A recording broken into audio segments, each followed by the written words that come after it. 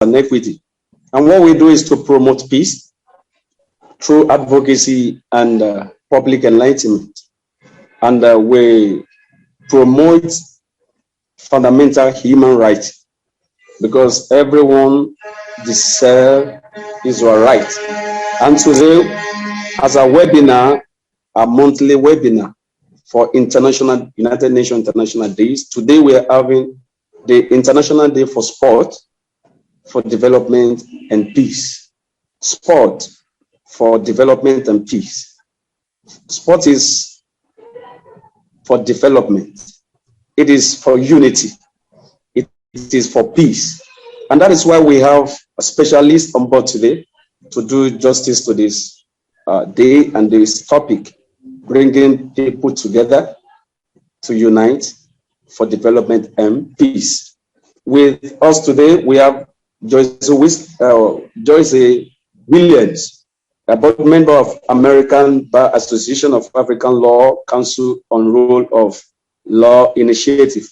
He's going to tell us more about himself, about herself, rather, as she's going to be the first speaker for today. And as well, our guest speaker as well, we have Ezra C. Kenneth, JP, from African Coaches League. He's also here with us to do justice to this as well.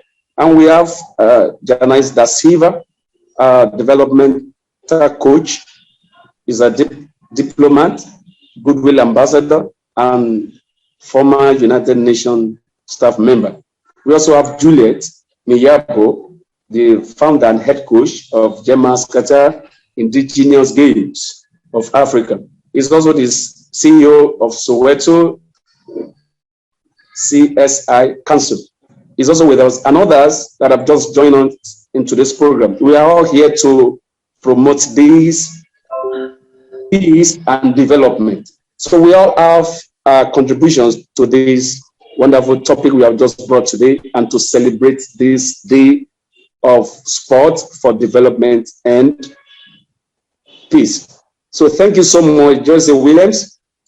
We are having you first today. What do you have to say to this wonderful day that we have come together to celebrate or commemorate today concerning sport? So you are welcome.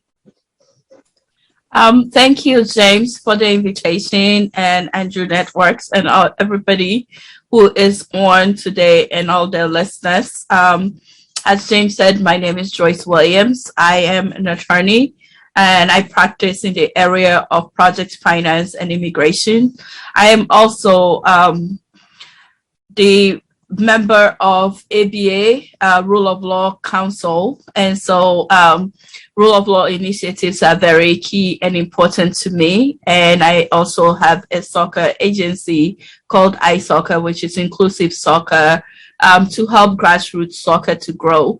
So, I mean, what a time for us to be discussing and looking at sports for peace and development. As we have seen in the last month, even with the conflict or war that has started in Europe between Russia and Ukraine.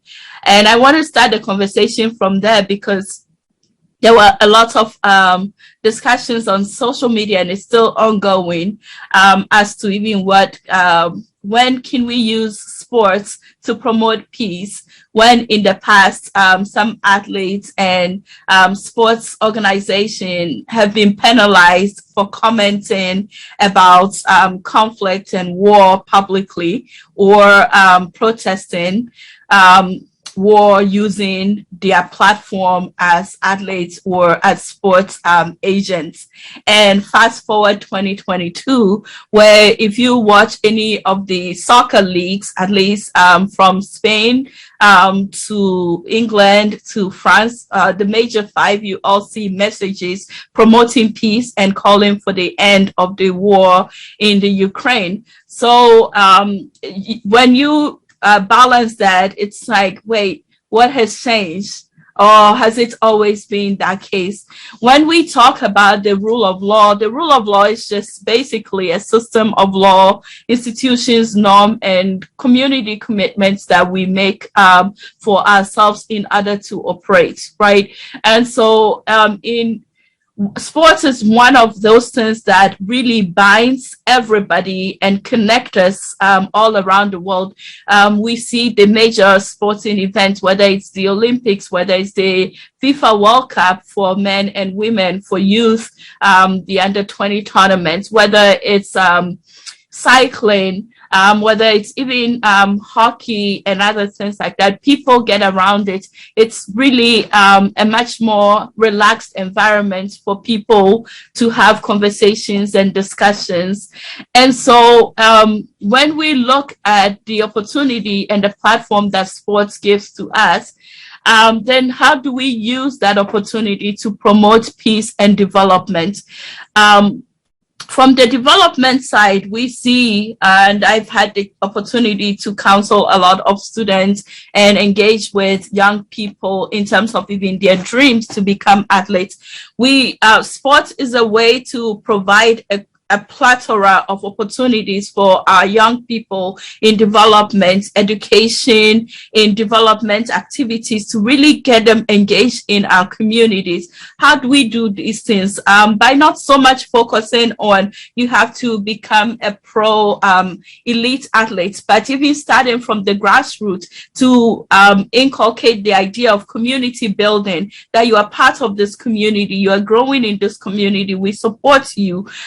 We've seen programs like Right to Play that goes into different countries, different communities, and provide platform for young people to do after school activities, keeping them in a pipeline for future development and growth. And some of them, yes, they might have the talent to go on to become pros, but for some of them to, through that education and that relationship and the network that they built right from the beginning, they are able to then go on, whether it's to go to college, to go to trade school, and to really also find opportunities for themselves. And one of the things that we need to look at is that you cannot use sports alone to solve complex issues, right? So it has to be an integrated approach. When you look at ministries in different governments, in different countries, ministries of youth and sports are usually together, or sports are standing alone. But we have to look at those even institutions and look at them as, how are we equipping those institutions to inculcate in their program an integrated approach that sees opportunity for development and for peace. When we look at peace takes, on the global stage, you're looking at the big ones like war. And then in the community, local level, you are looking at even things like street gang and violence that happens day to day. And there are indicators of what, especially when you go to the grassroots level, people not having opportunities, being ideal, unemployment, lack of opportunities. All of those things makes it very easy for young people, for people to get into groups like gangs and start to promote violence on streets. So even with our youth ministries, ministries of sports and industries in different countries, we need to build a comprehensive approach that really builds a pipeline to bring together the young people so that there is an approach, whether it's an after-school activity, whether it's something built into a curriculum, and those who are not in the formal sector of education, somewhere that they can even go to begin to develop and grow and see much more of a purpose and approach to life rather than just being left on their own. I think that I would look at the, in terms of the universal popularity of sports even as an opportunity that we can market and we can show the young people in our communities as a way to just bring them in and connect them with other people who are like them, who are also in the same situation.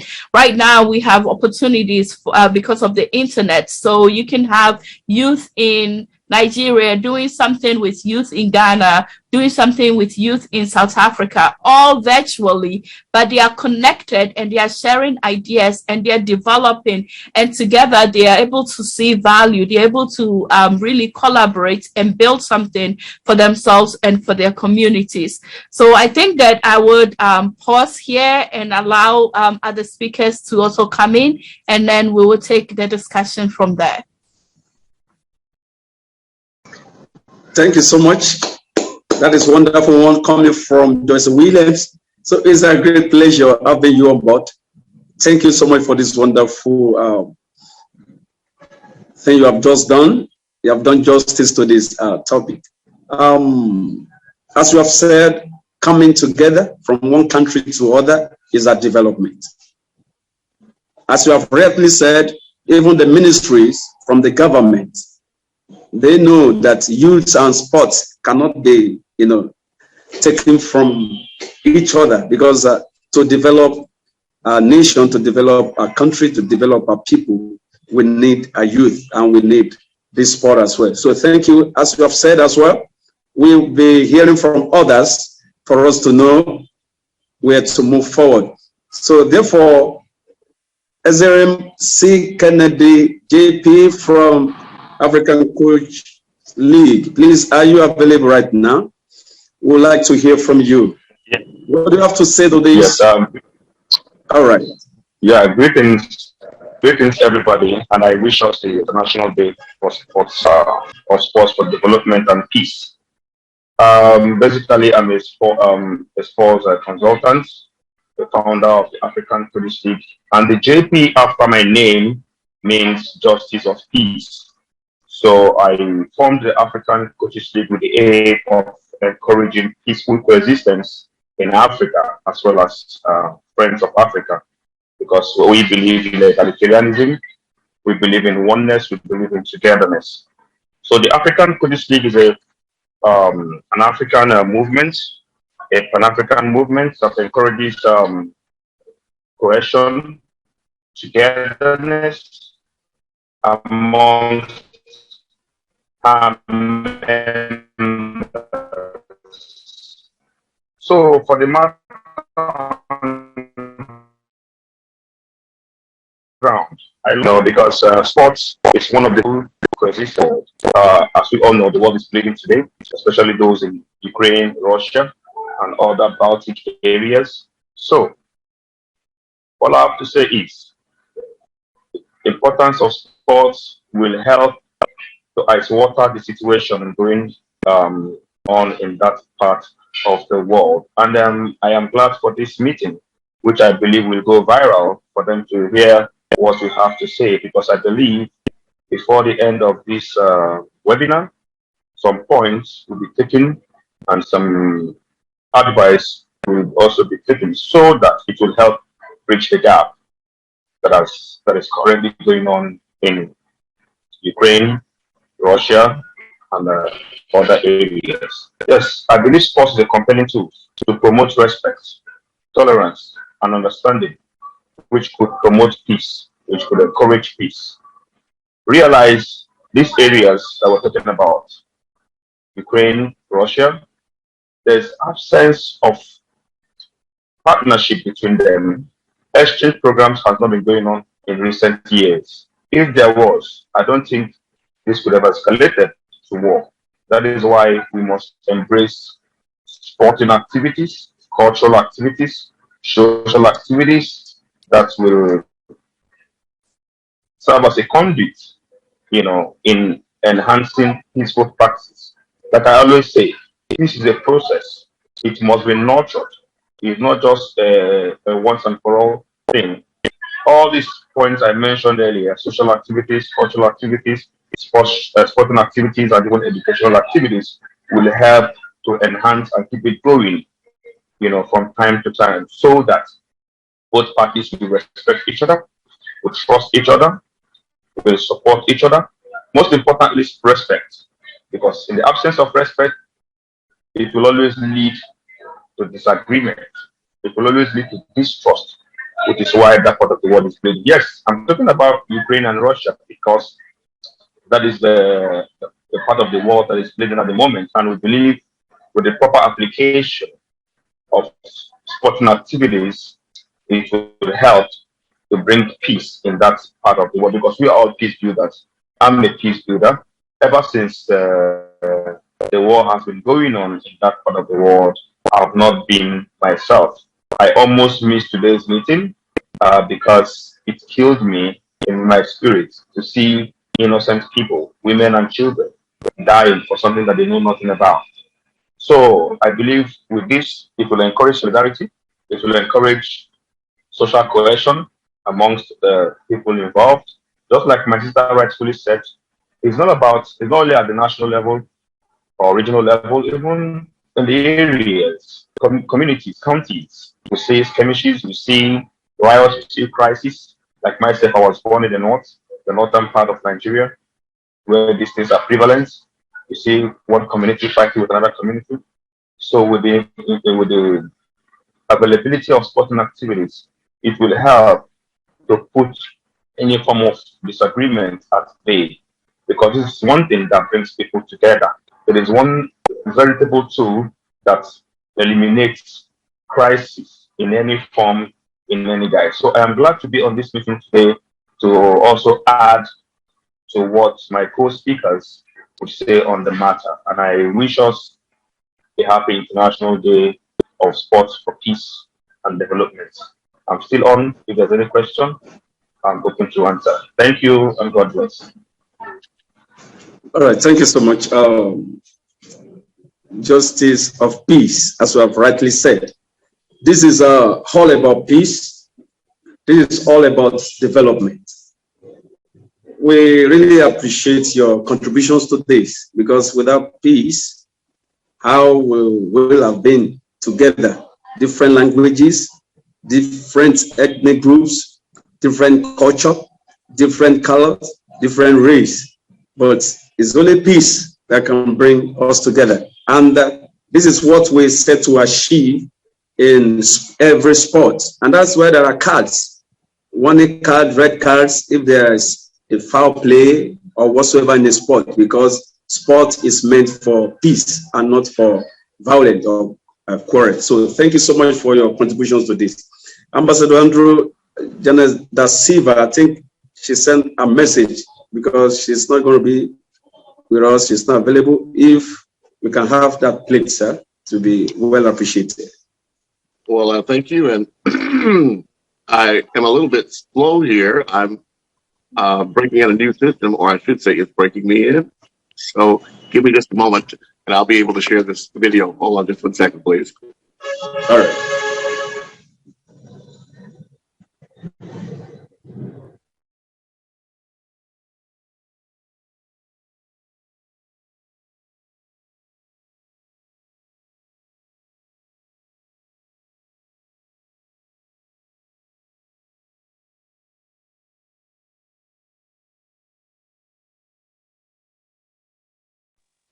Okay, let me try this just a moment, please.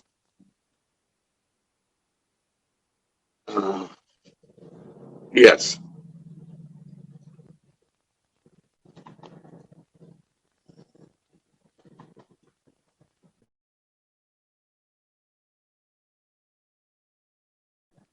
Well, I had it and I lost it. Just a moment, please.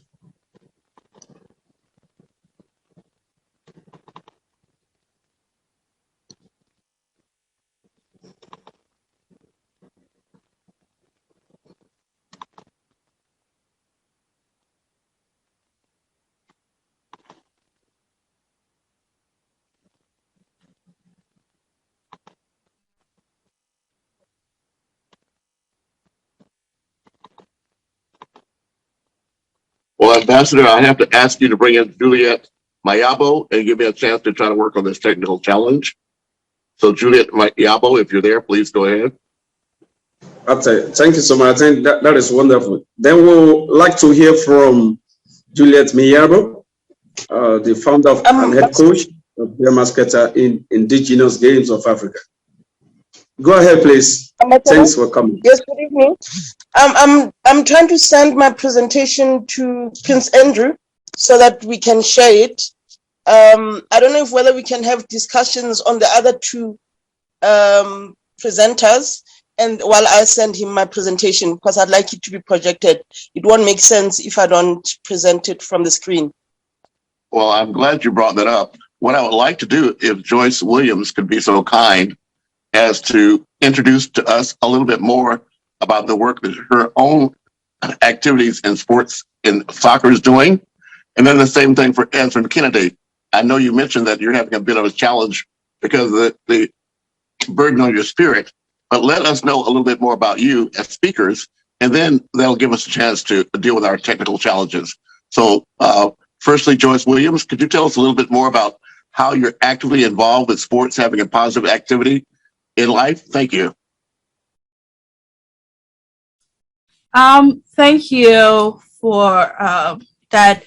I think that I mean, I'm a big fan of soccer and I watch it for the fun of it, but I actually started looking at it in terms of the implications and the opportunities there when about 2 years ago, a friend of mine shared with me that there are some African students who had gone on a soccer tryouts in Canada and here in the US, and they were in danger of their visas expiring and being out of status.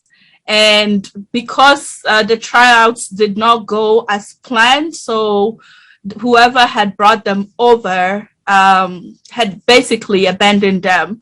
So having an immigration practice, my friend had asked if there's anything that we can do to support these students. So in conversation with them, I just realized how even many of their colleagues are out there who come in for tryouts and they are not properly represented, or they are not they're not understanding the implication of the journey that they are embarking on.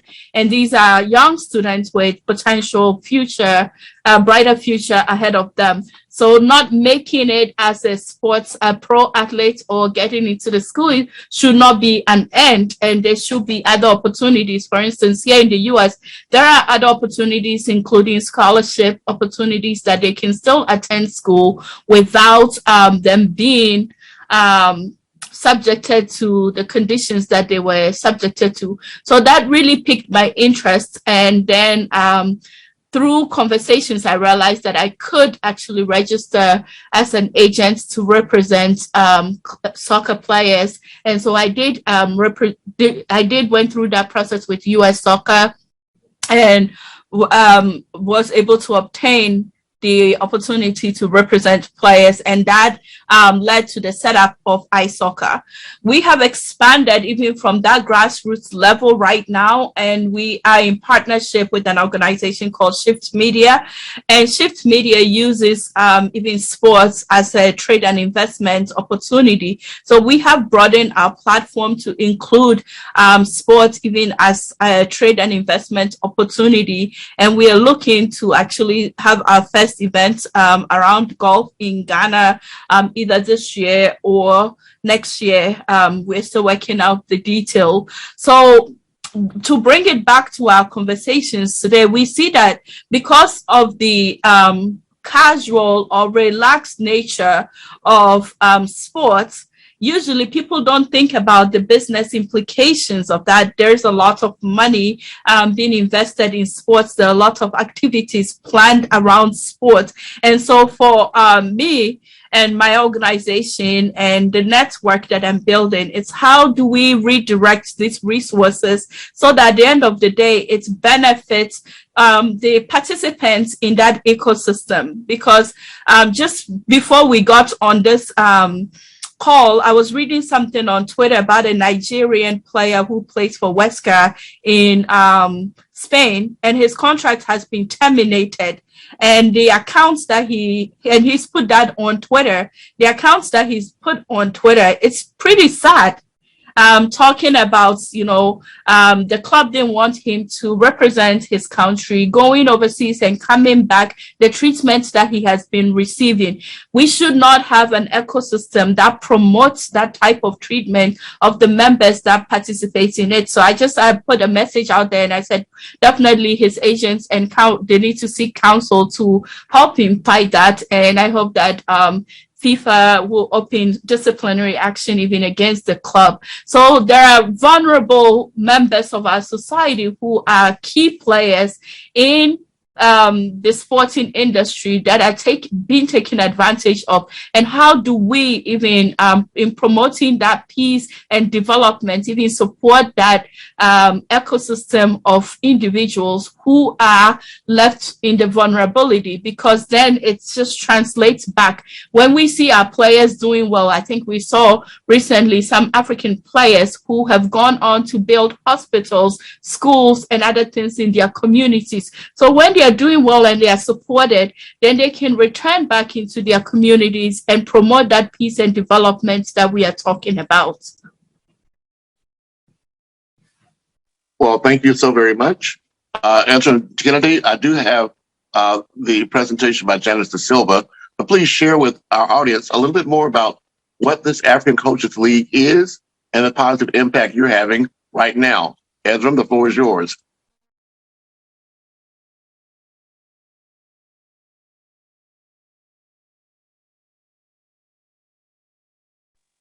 Only if you're on mute can we hear you. Oh, thank you very much, Dr. Andrew. I appreciate you for giving me. You are part of the African League. The African Coaches League, like the name implies, is a league for African coaches, that is, coaches of African extraction, as well as Friends of Africa. Actually, it's a non-profit and a Pan-African worldwide cooperation and advocacy movement that aims and encourage the bonds of solidarity between all coaches in Africa, like I said, and diaspora ethnic coaches, so that we can help each other grow, we can help one another become successful mentors, coaches, teachers, tutors. Like what my sister Joyce just said now, the aim is to build a lot of coaches and then correct the wrong stereotype in the coaching system in Africa. In recent years, coaches in Africa are all well trained, they are not well paid, they struggle to develop their students, their players, their athletes, anybody. So with the African Coaches League, we're trying to see how we can correct a lot of issues that has been eating deep in Africa over the years. So the organization was created in 2019, and ever since then we've been trying to build momentum by bringing competent hands. And one of them is Dr. Andrew, who is right on here, and Ambassador Janice, and co. So we've been able to do some programs all over Africa. We started in Nigeria, and Ghana, Lesotho, and then we're still counting because we want to make sure we encourage the coaches, we empower them, we give them a voice, we make them understand some important content that must be on their contract. Recently, there's a Nigerian coach who played his trade in Ukraine, Arsenal Kiev in Ukraine. After his playing career, he migrated into coaching. He got even up to the level of a UFA license, even pro license. So he came back to Nigeria just to help to build the Nigerian football. But eventually, they fell apart. He was old for many months, and then he started underperforming. Now, he lost his job. So these are the things that have been happening across Africa, not only in Nigeria. So as an organization, we're trying to see how we can help coaches go into contract, giving them the advice on what must be included on their contracts so that they don't become slaves when they start working. And this thing is common in Africa. It's common, especially in West Africa, East Africa, and some part of South Africa and North Africa. So we are trying to see how we can use the African Coaches League to bridge the gap of the problems that I just mentioned. And then we have been lucky to have competent hands like Dr. Andrew, Ambassador Janice, and the likes. They have been helpful. Their mentoring, their support has helped us to put a lot of things in order and put us on our toes so that we can be able to raise more coaches. Because from our recent observation, our coaches are the best. They are passionate. They want to learn. They want to grow. They want to raise more talent. But the wherewithal is not there. The support is not there. The motivation is not there. So we have been trying to see how we encourage them. That's why we have a platform on WhatsApp. We have up to 6 different WhatsApp platforms, English, French, and the admins, where we take questions, they share their stories, give them advice, we encourage them, and sometimes we get kits from abroad, thanks to the USA, thanks to Canada, thanks to UK, thanks to Denmark, thanks to Ireland, thanks to Sweden. They've been so supportive. They provide kits, they provide coaching equipment that we give to these coaches, which encourages them. And then their responses have been wonderful because the Federation never provides such for them. You know, with this equipment, with these kits, they're able to do their work seamlessly. They're able to, you know, train a lot of children who have been defiant in the streets. So I really thank these countries and the countries that I did not mention. They have been so supportive because over the years, our parents will always say they started playing football with their bare feet. Even up to our generation, a good number of us started playing football with our bare feet.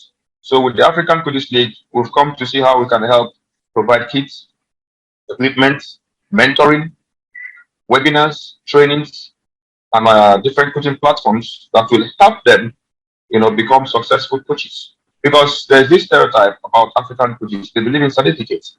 They don't care about the trainings. They feel because the Federation respects certificate more. So we've been trying to quash that mentality. Yes, certificate is good, but you must acquire the knowledge, the skills that is required, which is technical, tactical, and other related skills to be able to train leadership, teamwork, discipline, and other social skills that comes with football, which will also make them peaceful humans and then live peacefully in their families, their environment, and even in their country at large. So that has been what we have been doing in the African Police League. And I still remain grateful to all our mentors, supporters, patrons, donors. Thank you. Well, Mr. Kennedy, thank you very much. And yes, I'm honored to be on the advisory board along with Janice Silva and another one of our guests here today, Maria Beneke Yulokri from Sweden. So we're all here in full support of you and your efforts. Please notice that in the chat, there have been comments. So I do have the video queued up for Janice, but I would like to give our audience an opportunity for this interlude, in particular, Lloyd Elferty. Technically, we are stepping on his toes because this is the normal time that we have for his event. But Lloyd has been gracious enough to help support us here. And he has a project right now being developed for interns. And I have to speak to you, His Excellency Kennedy, about the importance of coaching to discipline, as you mentioned.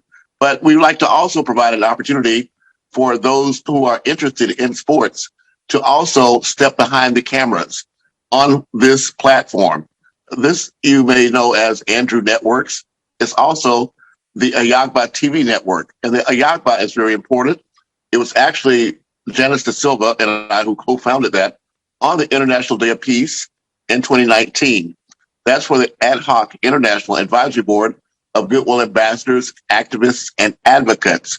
So please consider yourself a family member among us, but also know your task is to tap into the resources that each of us have to support your efforts on one hand, but on the other hand, to recognize the valuable resources you have in the youth in all these various WhatsApp communities.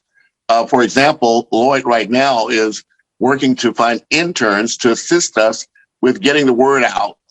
As you have rightly spoken, the events in Ukraine are having a very important impact on people around the world. but it's actually the images that are coming from what we call citizen journalists that may be the most powerful. That means that we're now becoming producers of content and not just consumers. So I'd have to ask you, His Excellency Kennedy, to empower all of your people and network to become part of the solution and not part of the problem. But I will, at this point, take a step back and allow Lisa to introduce some of the commentary that she put into the chat. I apologize, Ambassador James, but this feels comfortable, so let me just roll with it.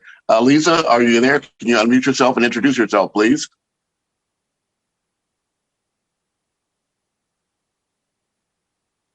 And if not, then I'll proceed with a video from Ambassador Janice.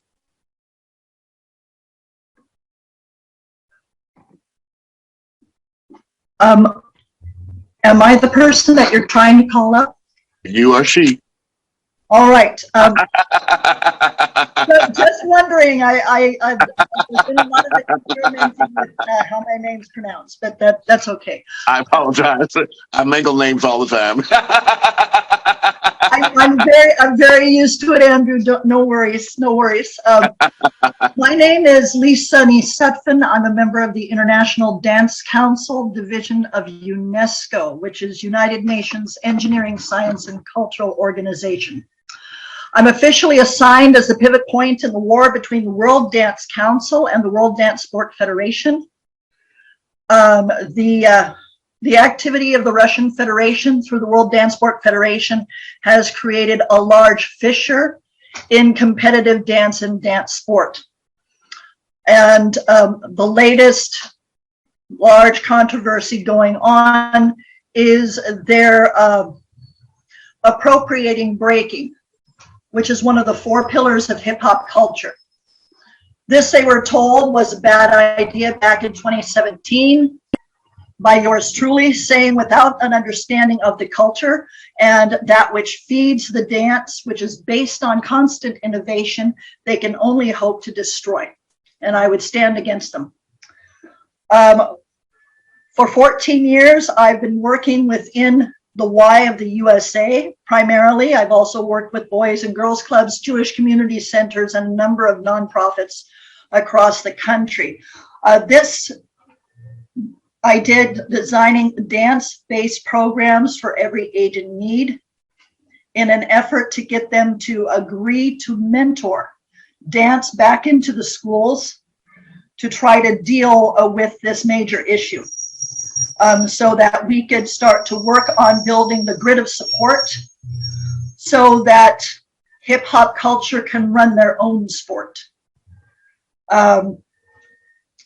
The social service system of the Y, and I'm only going to talk about them because they are the largest social service system across all the continents. Their world headquarters are up in Geneva.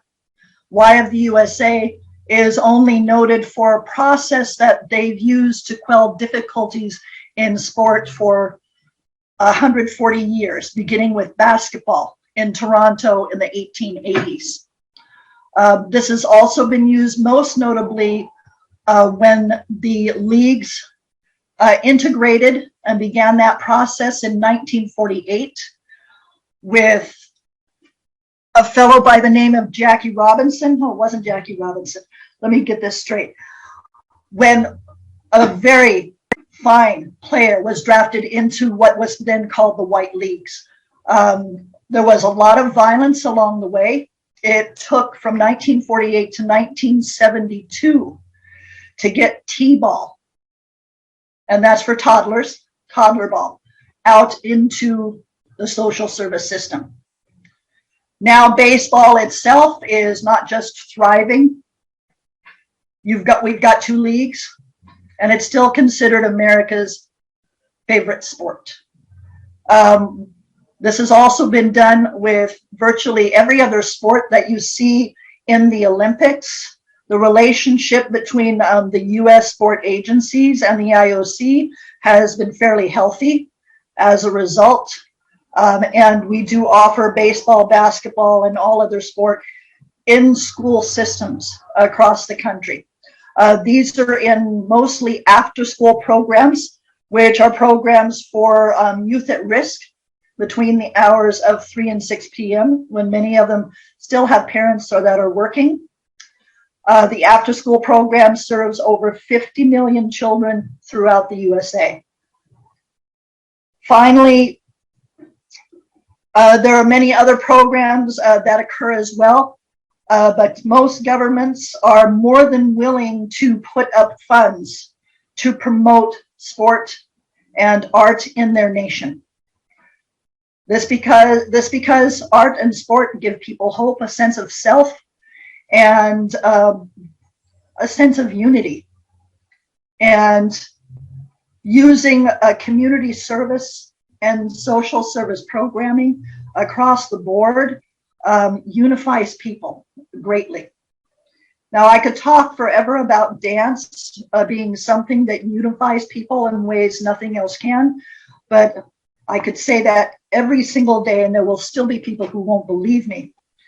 But ultimately, this sort of social service system, which is worldwide, is a wonderful way of getting youth from all walks of life, not just in the cities, but in the rural regions, exposed to these things and activities that can give them an upward boost in life, be it emotional, social, or monetary in the end, making So I guess what you're saying basically is that it is, in fact, sports that includes dance as a method that we can demonstrate peaceful ways of us working together as human beings, and would also provide a guidance for our elders, those that are older than youth, so to speak.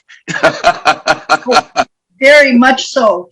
The program that I designed that got us the agreement for mentorship from the Y of the USA is called Enhance Fitness. It's designed for people beyond the age of 50 and those who have chronic conditions. It's a way of restoring motion, reducing pain, and making a shared atmosphere for all of us to be able to bring things forward that are just daily living difficulties for those who have that specialty of being above a certain age or having some certain condition. Well, thank you so very much. We really appreciate your contribution. And I'm sure in the chat you put your contact information, so we certainly do want to thank and appreciate you. Pastor James, I do have Janice's video now, so if it's okay with you, I'll go ahead and share it. Or as moderator, I'll let you decide how we want to proceed. Pastor James, what's the procedure? Yeah, let's go ahead with that, sir. You can play this, sir. Let's go ahead with it. All right, thank you so much. All right.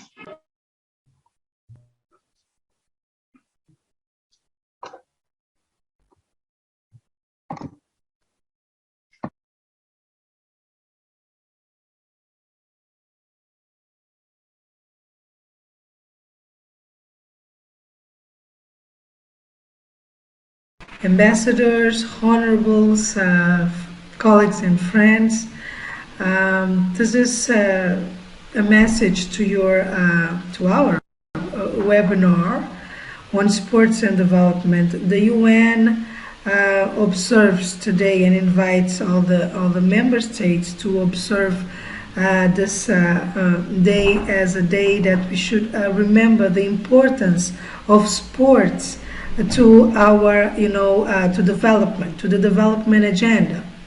And you know that mainly in developing countries, this is an activity that is so strategic and important for the inclusion of youth, for the inclusion of, different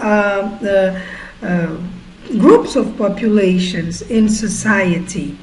Sometimes we see sports as something that it's not directly linked to sustainable development, but we need to to change this narrative and see it as a strategic activity that really includes youth. I'm thinking about Africa, where the majority of the population are young adults. And I'm thinking as well at the same time on the importance of sports to prevent, for example, urban violence. That is an issue, a big issue in many parts of Africa, in many parts of Latin America, and other developed countries, right?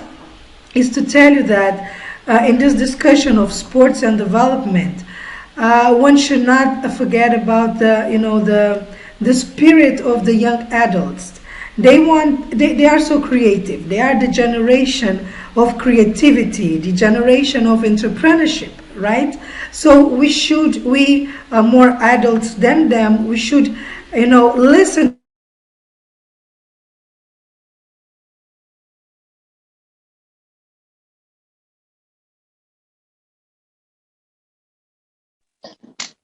weeks ago on at the EU and African Union, European Union and African Union summit, annual summit, and I was so amazed by a young lady from Africa that told all of us that youth must be seen as a development partner. So this is really changing the narrative here.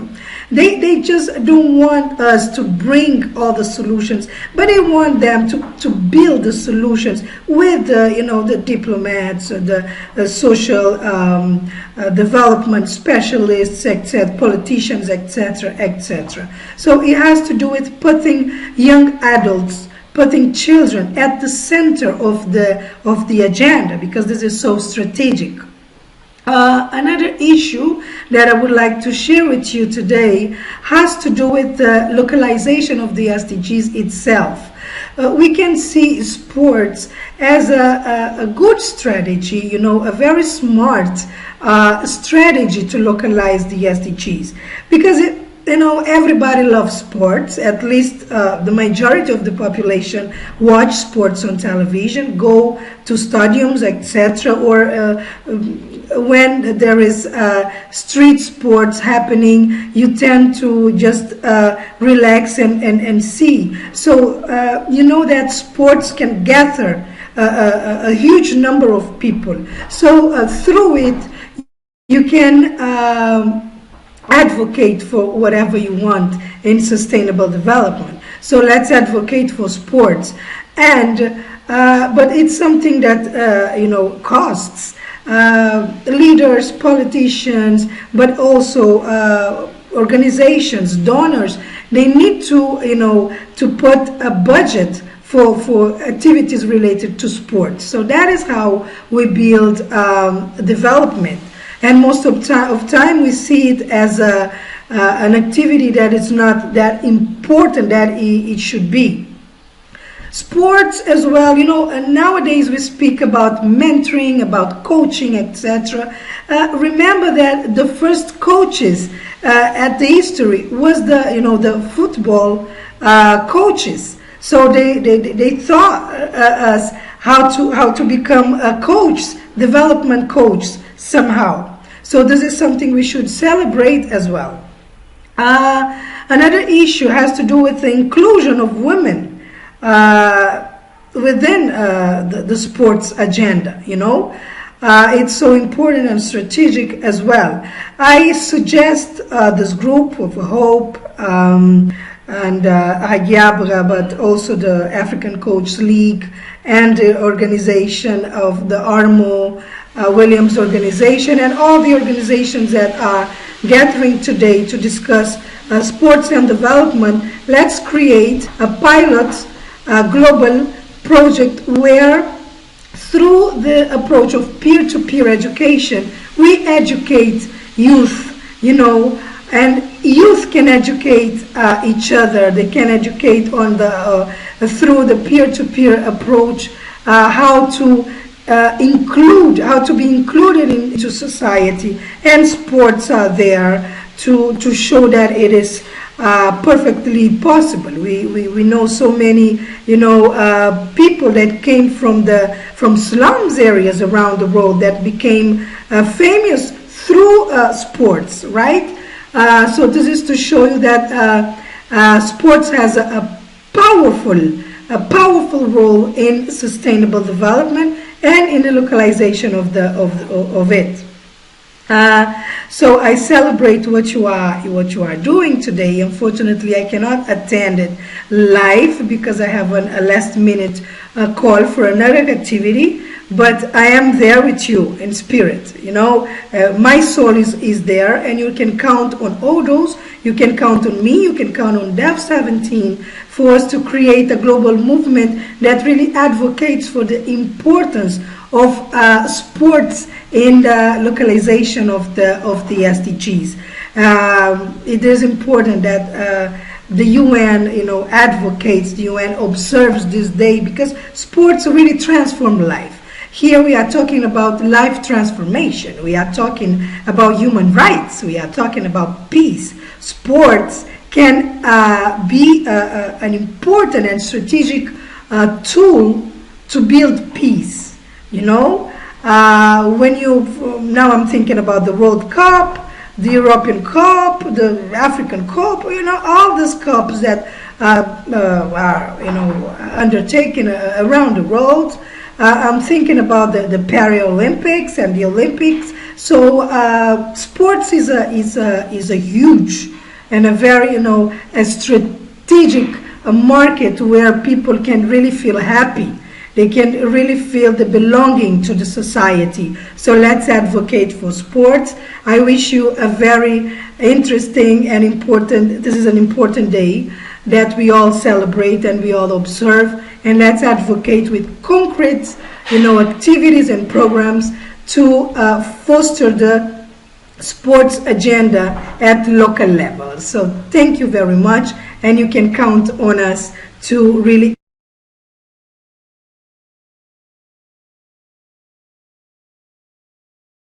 accelerate this agenda. Thank you so much.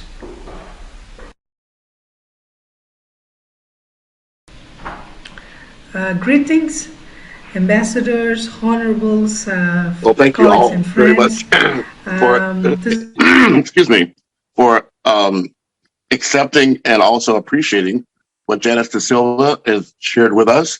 I do want to give her recognition, as I mentioned earlier, the co-founder of this organization that's providing the platform. But I would also ask that you take to heart what she's suggesting and let us come out of today with a pilot project, a description of ways the people that are right here, right now. That's what ad hoc means, as needed. And you can only go to war with the soldiers that you have. And we're here on the front lines. So I'm asking and committing myself to work with each and every one of you to make sure that we're able to proceed. Juliet Mayabo, I see that you're able to now share your screen, so I'll turn it over to you. Thank you.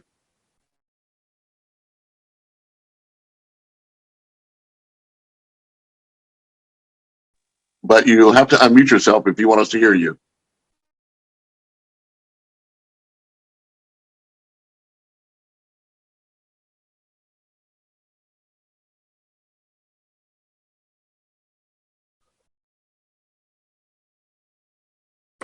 Good evening. Can someone confirm that you can hear me?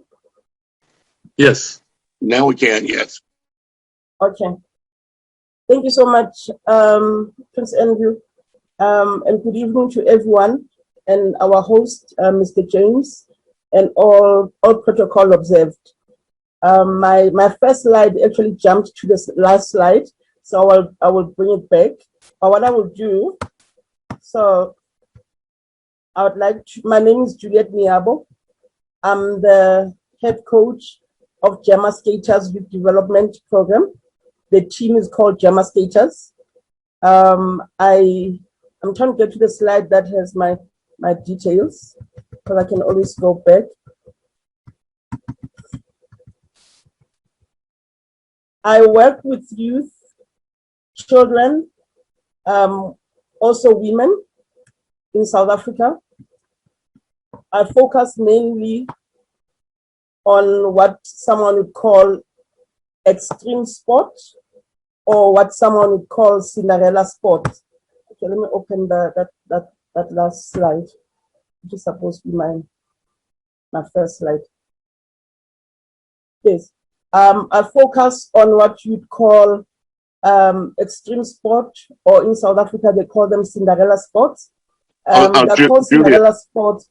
Juliet, Yeah. I apologize, but is it possible for you to click the arrow on the panel to the left so that you're able to share more of the screen? Can we put up the volume? Sorry. In the middle, you'll see an arrow. In the middle of the screen on the left-hand side, you'll see all.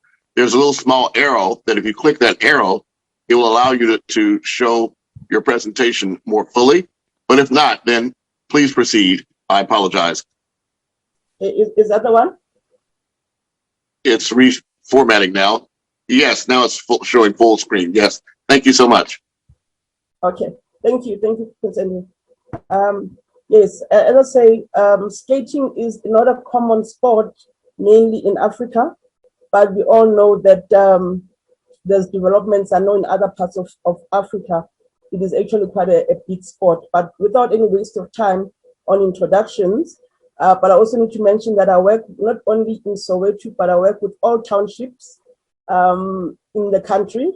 My focus is, or our focus is, on the more vulnerable parts of the townships, because it might happen that you do know townships and you think they're not all vulnerable. So we particularly look at development of sports in the most vulnerable areas of South African townships.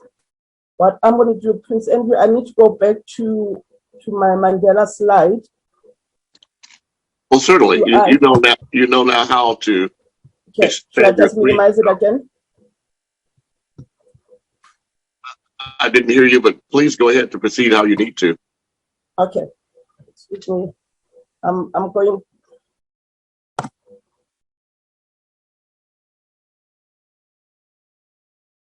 I just for disclaimer, I've decided to use a more of a documentary style in terms of presentation rather than an academic one. I find that as a person who works with sports, for me a lot is about action. So let me open this again.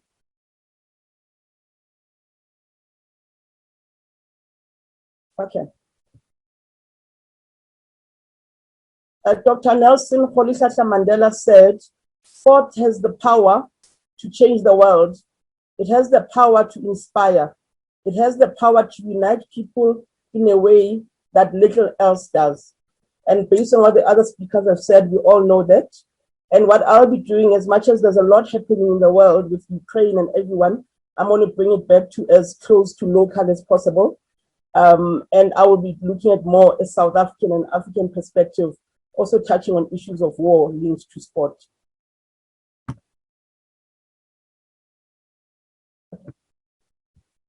I also like to quote, and which is actually the foundation of my presentation today, to quote Dr. Martin Luther King, who said,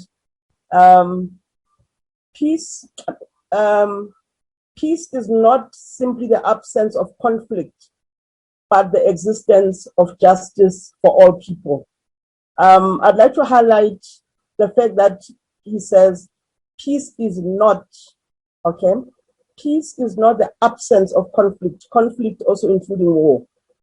It is an existence of justice for all people. And in the world that we live in, we know that we all pursue justice. And that's the reason why we are all in the, I can call it the business or in the work of development, because we actually, for various sectors, for various reasons, for various communities, we are in pursuance of justice. And we pursue justice because there would have been injustice. In the absence of injustice, there wouldn't be a need for us to work on development to pursue justice.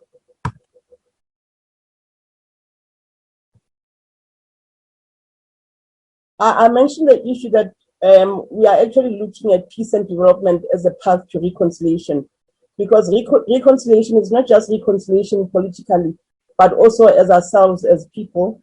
But realistically, sports by its nature is full of conflict.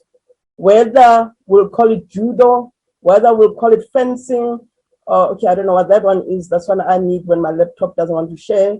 And then whether we call it karate or we call it boxing, sport by its nature is actually a management, or it's actually formed and based on conflict. So us as a people who work in sport should be the best people to be able to involve and inform the world around these issues. And as we know, the obvious one, boxing, there's nothing more obvious as boxing as a sport, as a sport that is revolving around conflict, because there's always conflict of interest, there's always tug of war about what people want. There's what people want and there's what other people don't want.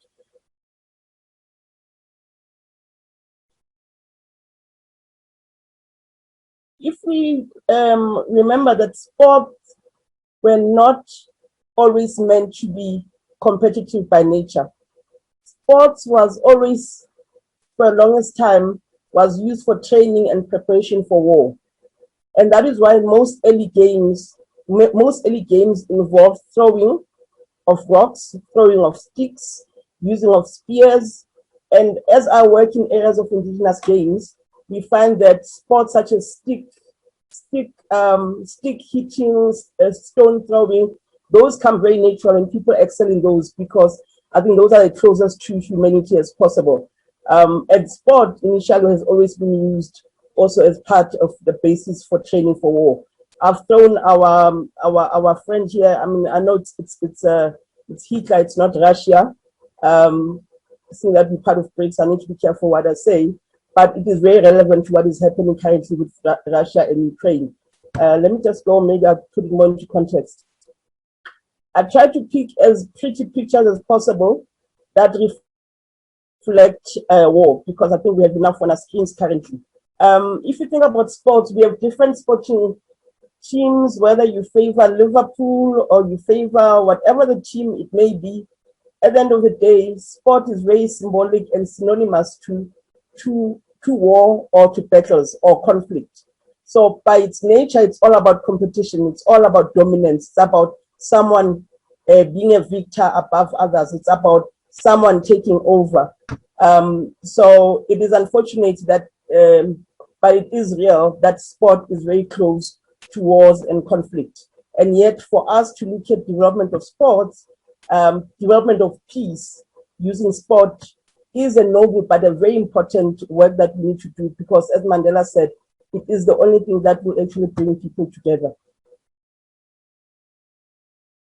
If you look at the rooms and the boardrooms that we sit in to discuss some of the decisions that cause the war or that cause conflict, it is interesting when you look at the fact that the Colosseum in Rome, where it used to be a space for battles, is actually shaped similar to some of the rooms where the senates and the boardrooms that we sit in where we make decisions.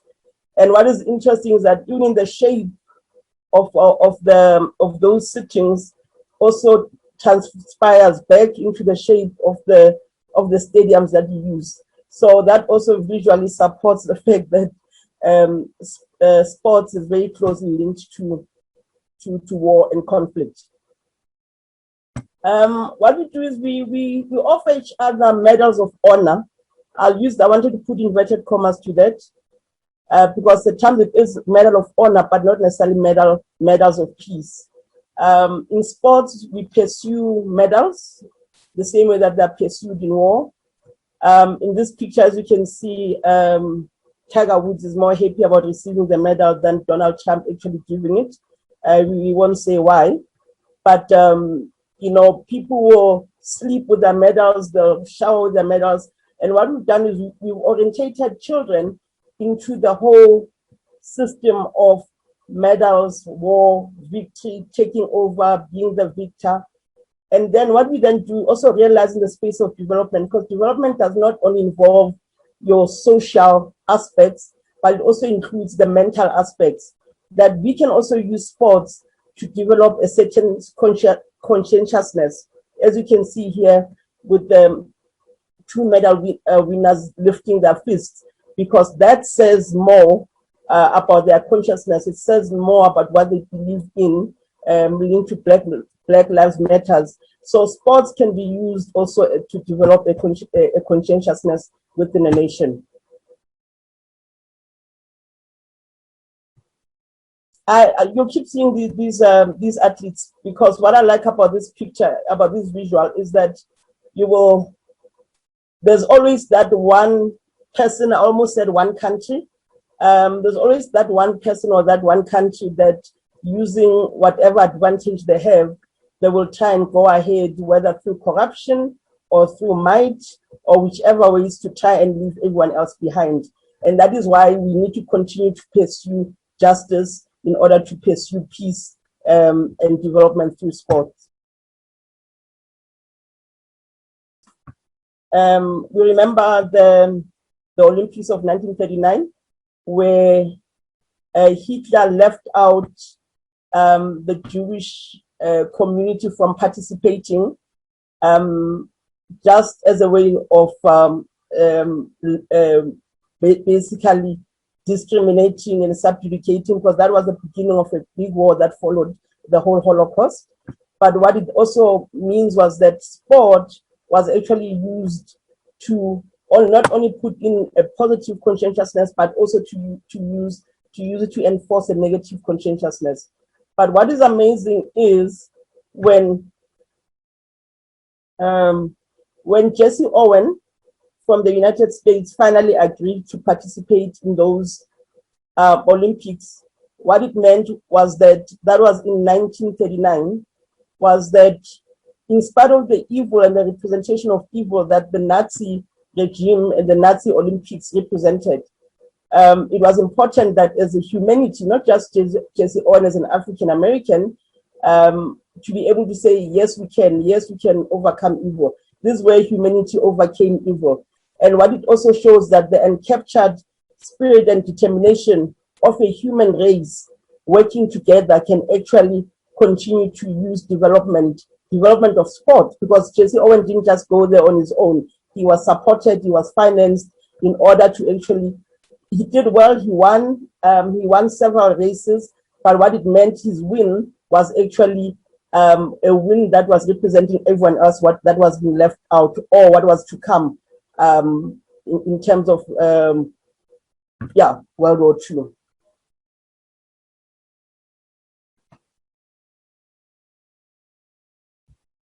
Bring it closer to home, it's easy to focus on what is happening in the whole world and almost overlook or be quick to forget that not less than 30 years ago, South Africa as a country had to deal with our own, I would call it a nation that was in almost 50 years of apartheid lockdown. We also had to deal with the evil of apartheid. And these pictures, they say a lot. There was a point where in the sporting fields, there would be issues and wars about people wanting to use the old flag that represented the old regime. And this flag represented everything else that we're trying to leave behind. And we come from a point where this is, other than Africans being shipped to other parts of the world, this is a type of life that Africans lived not so long ago. We're actually talking less than 50 years ago. In a case where you'd actually walk around and see a sign that says, be cautious, beware of natives. So lest we forget. And what was interesting is that no matter what happens, we couldn't breathe. There was always smoke. I grew up in an environment where burning buses, smoke, tear gas was quite a norm. So I'm linking it close to COVID because it's all about breathing. And it was fun how during that time, smoke and tear gas was almost a norm for us. You'd be getting off the train for no reason, there would be a tear gas being thrown at you. But that was the life. But we see how it ties back to sports. And then in 1958, Winnie Mandela took part in a mass action to mobilize women to protest against the government, but specifically against the past laws, because we were not allowed the freedom to move, the freedom to do as we needed. Without the pass, without the permit, You wouldn't be allowed, or you'd get arrested. There's a jail. It's still there. It's called Number 4. It's not being used. It's now like a memorial space where men would just be thrown in there if they walk around without the permit. And later she continued to arrange various protests. What I like about this, I always ask myself, I wonder where this young man is, and I wonder what trouble he got into for being part of that. But I find it quite fascinating, and forever grateful to the world that also contributed and support our fight against apartheid. But linked to sport, Winnie Mandela also saw the importance of using sport to fight in the face of conflict, where the Mandela Football Club became the voice that could be used, because during that time, gatherings were not allowed. So if people were gathering, if people were meeting, more than 5 people were meeting, they would be arrested, because they would be told that they are plotting against the government then. So what the football club became another way that made it easy, that made it easy for the communities to organize themselves, but also for Winnie Mandela to be able to communicate and also influence the minds of young people around what was happening. And such an initiative, as controversial as some aspects might be, was an initiative that actually showed that you need to use the spirit of youth to change the world around you. It also led us to what I call an era of self-definition. So in a space when we were busy ducking and diving and getting arrested, and during the time of apartheid, that was before Mandela was released, a lot happened. There are times where we realize that you don't ignore what is happening, but what you do is you go above it. So society used this time as an era of self-definition, because freedom and justice, particularly freedom and inner peace, starts with yourself. And as a people, we actually, in South Africa, we use this principle to say, with all that is happening, we will find a way of actually living along it, but doesn't mean that we won't continue to fight it. And people like Steve Biko, who was the leader of the Black Consciousness Movement, would say, I'm going to be me as I am. You can beat me, you can jail me, you can even kill me, but I'm not going to be what you want me to be. And such conscientiousness is what helped us during the time to use sport, you'll see, to actually overcome the whole, the enslavement of the mind that the apartheid government was trying to do. And to quote Max Roach, he said, my point is that that we must decolonize our minds and rename, redefine ourselves in all respects, culturally, politically, socially. We must redefine ourselves and our lives in our own terms. And this informed that era of self-definition. And sports played a very important role for us.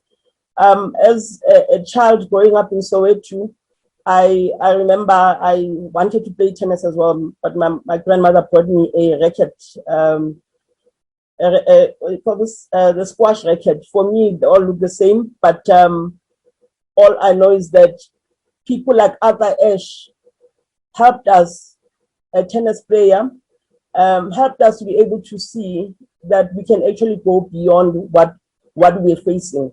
So though we're limited in our movement, we're limited in our education, we're limited in various areas of our lives, economically and otherwise, but being able to be exposed through the newspaper and some of the media that was leaked in, because the Afghan government didn't allow this, we're able to look at people like Arthur Ashe as a possibility to say that Wimbledon is possible also for a Black child. And also what then happens is there was a whole building of tennis courts in the townships, but what that did is there was a temporary excitement, but that didn't last long. But what is important is that a sport like tennis, of someone, I don't even think if you had ever been to South Africa, someone sitting on the other side of the world, inspired young people to know that, oh, we could actually wear white pants and white skirts and pursue something bigger than what we have in front of us. During the time of self-definition, we also looked at Muhammad Ali. This poster, it's interesting, growing up, almost every second house in Soweto had this poster hanging behind the door. It was safer to have Muhammad Ali's poster in your house than to have Mandela's, because you can have Mandela's poster, you might end up in prison. So in the absence of our leaders, we're able to look at sport and sporting leaders such as Muhammad Ali as an example of what greatness could be. So when he used to say, I'm the greatest, so we were not just looking at a boxer saying, I'm the greatest, we were looking at an African man who also took the time to come and visit Africa to say that I am not what apartheid says I am, I'm not what the system says I am the greatest. And his success in the boxing ring actually proved that and actually inspired a lot of people beyond just boxing, but to be able to say, you know what, with hard work, with the God-given talent, you can actually do more than what is expected of you. It also helped that Mandela was also a boxer. But we didn't only look at role models to redefine, who are outside South Africa to redefine ourselves. There's an athlete, her name is Zola Bad. You know what, I just put Mary Decker there because that's her official name. But if you had to ask any South African who's Mary Decker, they might even say we have no idea who you're talking about, because she was named by Black South Africans as Zola Bad. Zola Bad is a taxi that normally goes fast, and it was newly introduced in South Africa. So people were associating her not just as a car that moves fast, but also as someone who carries the aspirations of a nation, particularly women. Zola Bad faced a lot of challenges because what she had to do in order to participate in world sport, she got a British, as you can see, she got a British citizenship, and she got a lot of flack and she got a lot of challenges. You know, as you can see here, someone says, you can run, but Mandela cannot, you know. And there's a poster that says also, you want to have it both ways, apartheid kills. So as much as the world saw her as a symbol of apartheid, it was interesting that as South Africans, we saw her as a woman who inspired a lot of, I mean, this lady, her story is that she was a domestic worker who got inspired by seeing Zola Bad run, and she also started running and started pursuing a career in athletics, and she did quite well. So we also saw her not just as someone who left British for selfish, South Africa for selfish reasons, but we also someone who managed to escape apartheid. And for us, I think that's what we all wished for. We all wish that, oh, I wish we could escape this. So we actually saw her as a hero, but also her simplicity, because she ran without shoes. As much as she was a farm girl, or she is a farm girl, she's still alive. A lot of poor South Africans could identify with her. So it was interesting how she actually had a dual identity.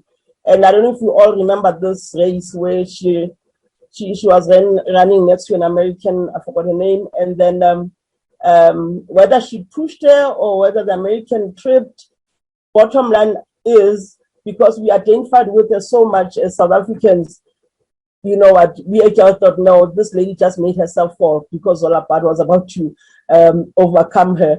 But nonetheless, it's just to show you how one individual can represent in one world negativity and in another positivity. I'll move quicker. Another South African that we looked up to was Gary Player. It was just interesting how my grandfather always wanted to buy tissues that were written Gary Player. I guess it was a brand. At that time it didn't make sense. But someone like Gary Player was actually a representation of something more civilized, a sport that is more civilized. There's still only one golf space in Soweto, in Pimville. And very few people went and actually used the golf course. But one thing about Gary Player, he inspired a culture that says not all white people are apartheid or killing white people. So it's almost like we're able to say, okay, you know, there are white people who are good out there and are representing South Africa well. Well, he was a millionaire, but we won't go into that. But his fashion style and all the golfers' fashion style inspired a particular fashion trend that was common in South Africa, particularly in the late 70s and the 80s. And it found, these type of tops and these jerseys, this whole look became very predominant. So it didn't only influence the outlook of how people saw themselves, but also how people define themselves externally. And a lot of the ladies also started also dressing accordingly. This actually gave a lot of money to Italian clothing and other big retailers that did very well. So still looking within the continent, we're totally inspired by the Kenyans. You know, first of all, we could see that, okay, some of them were running up mountains, others were running without shoes, and there's nothing about them that says they're opulent. There's nothing that says about them that they come from a wealthy country. And the fact that they could do this well, where you have a Kenyan coming first, second, and third in some of the races, actually said, we could also do it. Shoes or no shoes, and having no shoes was very common in South Africa during the times of poverty and apartheid. So that actually inspired us to say, if our brothers from Africa can do it, we can also do it. Sorry. Here comes Mr. Player trying to take over. And Maria, I don't know if anyone still remembers Maria Matola. Maria Matola or Motola. Maria Motola from Mozambique. You know, she also did quite well. She was quite an inspiration. And what was interesting about Maria Motola is that she looked like a lot of people from Limpopo in South Africa. And a lot of people will say Maria Motola from Shawela. Shawela is a township in Soweto that has a lot of people from Limpopo. So everyone knew her as Maria Motola from Shawela, yet we all knew that she's from Mozambique. But what is also interesting was the name, because when you have a runner, even if you're listening on radio and you hear that Maria Matola just came first, Maria Matola, just the name also helped to build a conscientiousness of being proud in who we are. Because remember, we came from an era where the apartheid government tried to change all our names. I mean, I'm still Juliet, but my parents decided on that themselves. And people had to take up different names. So when we could hear on an international platform a name like Maria Matola. So there's a lot in terms of sports identification and conscientiousness development. So there's a lady from Shawela. She's actually from Mozambique. Politically, the battle was supposed to have been won. Okay, political freedom gave impetus to social freedom including sport.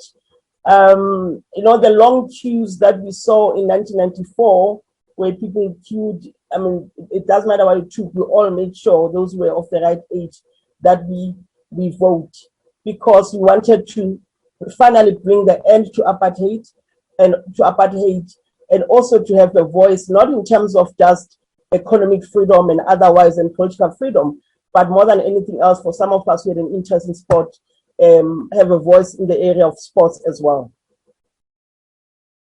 Prince Andrew, this is where I wanted to play a song, then I remembered that we don't have the rights. And I'm not going to sing it, but we all know the song. Waka waka, waka waka, it's time for Africa. You see, this is, if we remember this era, this introduced our excitement, not just as South Africa, but as Africa, as we were going to host the first Soccer World Cup. It was an exciting time, and we were quite okay with having, I think coming from South Africa, with having Shakira leading and being the singer there. You know what? We come from South Africa, and multiracialism is our culture. But this was ushering a beautiful era in our country. And we were ready, you know, though there would have been issues of infrastructure, we were very ready. And because if you think about it, for all those years of apartheid, we used to have only one stadium. This was the the best stadium in the country for Black people. This, what I'm pointing at, that this was a grandstand. As you can see, people sit up there. I used to attend soccer games there. Once I was caught in a stampede several times. I never learned my lesson, but thank God I'm still alive. But this, for us, this was Jomo Sono, who later opened, he was playing for Orlando Pirates, he also later opened his own club. But we have been ready, we had been sports loving people for a long time. So in terms of mind, soul, we were quite ready. And also maybe in terms of body, in terms of culture, dancing, and we're ready to welcome the world. We also had a boxing academy. It was funny how this was always set up next to the hostel, which was one of the most unsafest places to go to. It's still there, I think it's more user-friendly now. So as a people, we were always ready. And I'm saying maybe body-wise, because as we joined the world, we're then faced with the reality. Okay, obviously, I'll touch on that reality, but the rest of the world joined us. I mean, opportunities came up. We hosted, we won we won the soccer. Mandela was there, the soccer World Cup. We hosted the rugby World Cup. We won Pinar, Hansi Cronje. This is cricket. So the world actually sang along and celebrated with us. It's almost like there was pressure to do everything while Mandela was alive. And I guess and we are all grateful for that. And a lot was done in helping us to celebrate our newly found freedom.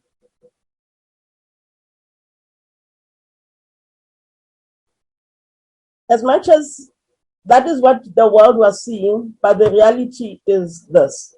So this brings me back to the whole issue of sports development for the purpose of peace, because there's what the world can see you at, but there's also the reality on the ground.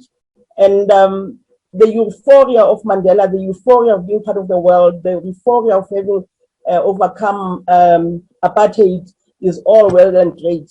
But at the end of the day, we also saw that development was compromised. As one of the speakers said, development or sports development is not just about sports and kicking balls and swimming. It's also about other issues such as food security that actually, and other areas, psychosocial, educational interventions. We're excited to be part of the world. As a local player, there's what you call local players, the people who've always been playing. We were excited to know that, South Africa is going to be part of the World Cup, South Africa, the world, and sporting opportunities continue to come. And it was an exciting time, and it still is an exciting time because we still hope to host the Olympics. And I pray that happens soon because we've been pursuing, I was part of the support team, I was still a student here. And I was in Cape Town, and we were pushing and supporting for the Cape Town bid 2004 to happen. Didn't happen, but sooner or later it should happen. We hope so. So opportunities came, infrastructure was developed, investment, development, and remember when I say investment, it might be issues of finances, but all this happened, which is quite good for our country. Sorry, I touched the wrong button. We've been flying the South African flag quite high. We've also hosted the Miss World, which was part of the team that coordinated that. And I mean, we won Miss World, we won Miss Universe. The South African flag has been flown. Mayweather came and flunked his money, and we also spent money on him. So sports is very interesting because it can be very opulent. It can be about the glitz and the glamour. And obviously easily forget the development part. And this is us being part of the world. Doesn't get more exciting like that. When I touch on issues of development, I want to focus only for now in terms of development in sports. As much as we had the infrastructure and everything else, it became clear that as a country, we were still left in an era where sports was entertainment for us, where competitive sport was only competitive if someone does score, but it was all about entertainment.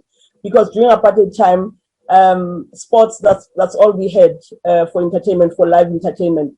So when you see the person here, they haven't fallen. It was one of the tricks that or it is still one of the tricks that you do to entertain people, where you actually rely on your chest and put your knee there, and the crowds will cheer, hey. And then there's another one called Samaya, where you dribble, and then the opponent will go the other direction. Samaya, that means he will go the wrong direction, and it will cause a lot of excitement. This was entertainment for us, to a point where, I mean, there were tricks that people learned. And remember that for many years and decades, this is all the soccer, or this is all the sports that people knew in terms of competitive soccer. But it wasn't, I'm saying hard, because I remember some of these games, when South Africa had to play with Cameroon and had to play against Ghana. That is where you realize that, no, whatever we had been doing all these years has been child play. And fun and games were over. It became very clear that, when South Africa was playing, you'd be more worried about them getting hurt, but it was all professional. But it became clear that there was a gap in how the sport was developed. So we were meeting the real deal after spending decades of just dribbling and playing and sleeping on balls and using sports as entertainment.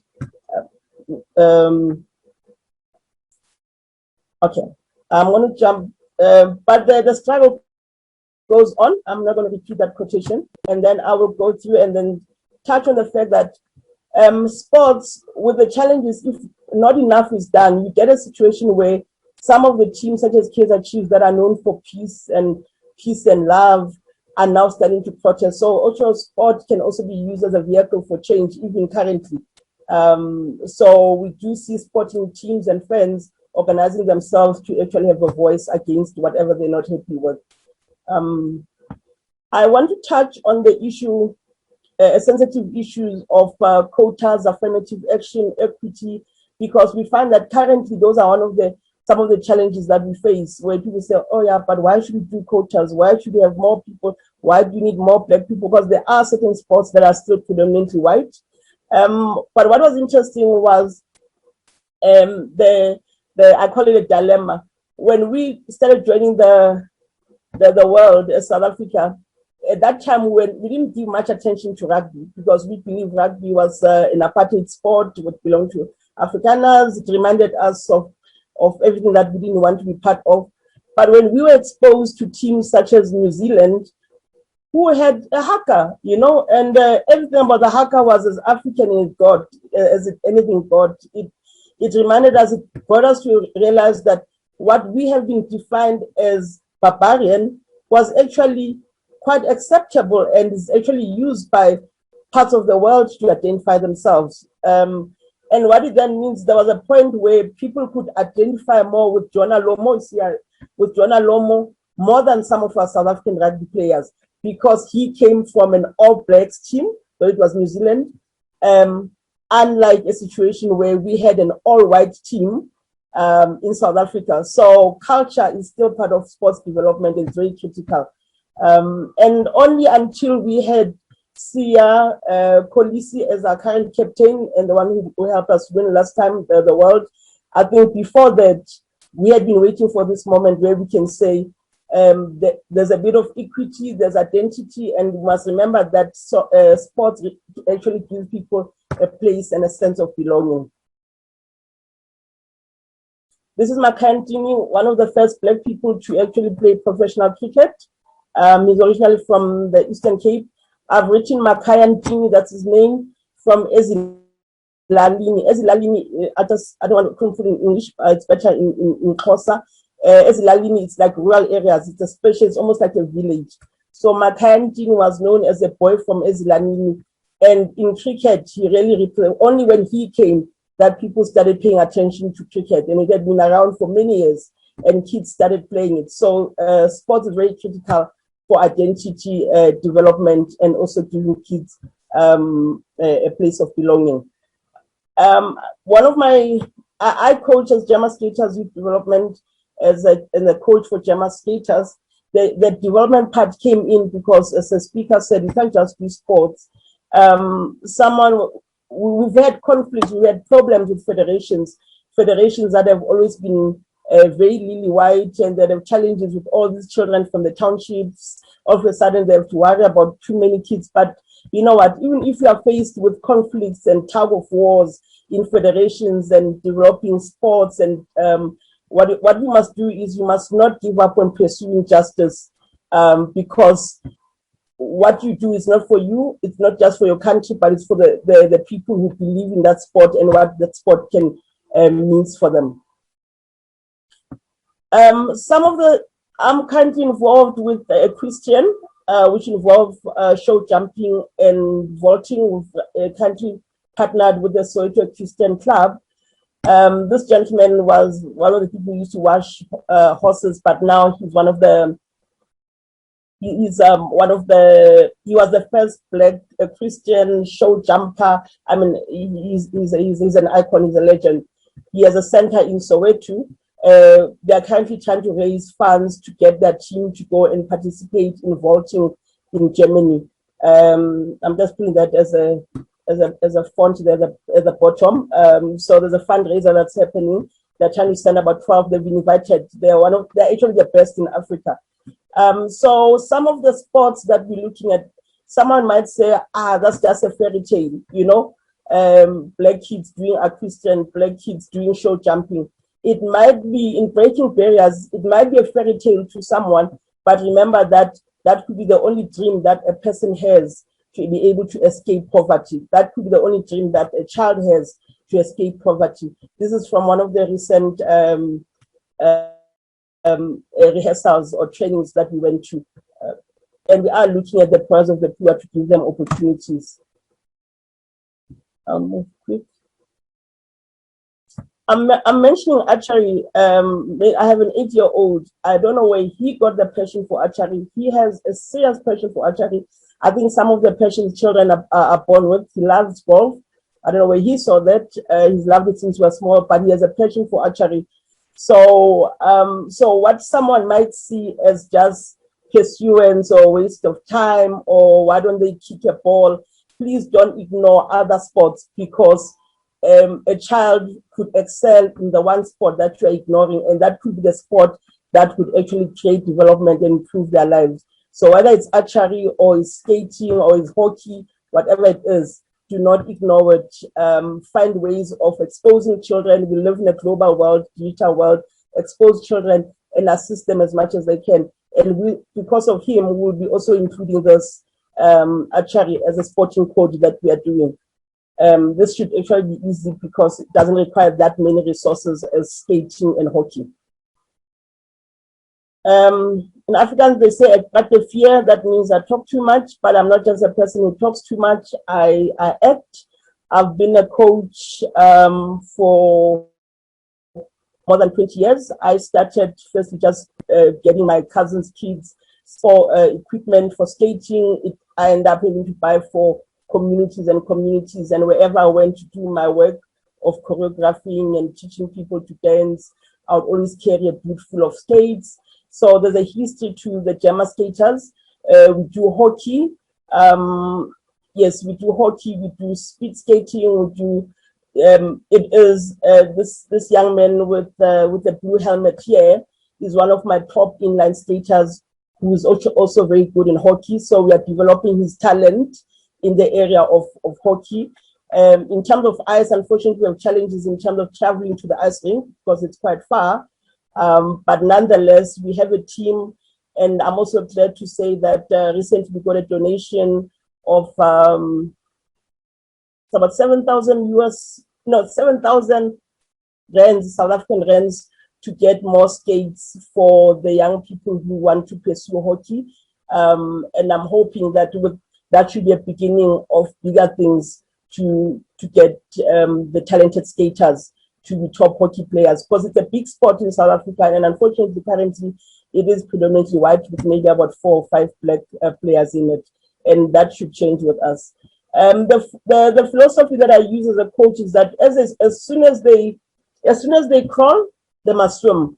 Majority of the skaters that I have, I'm not a qualified swimming coach, but I've taught more than 150 children to swim. I have the opportunity of having a swimming pool in my house, So that has been used to put to good use.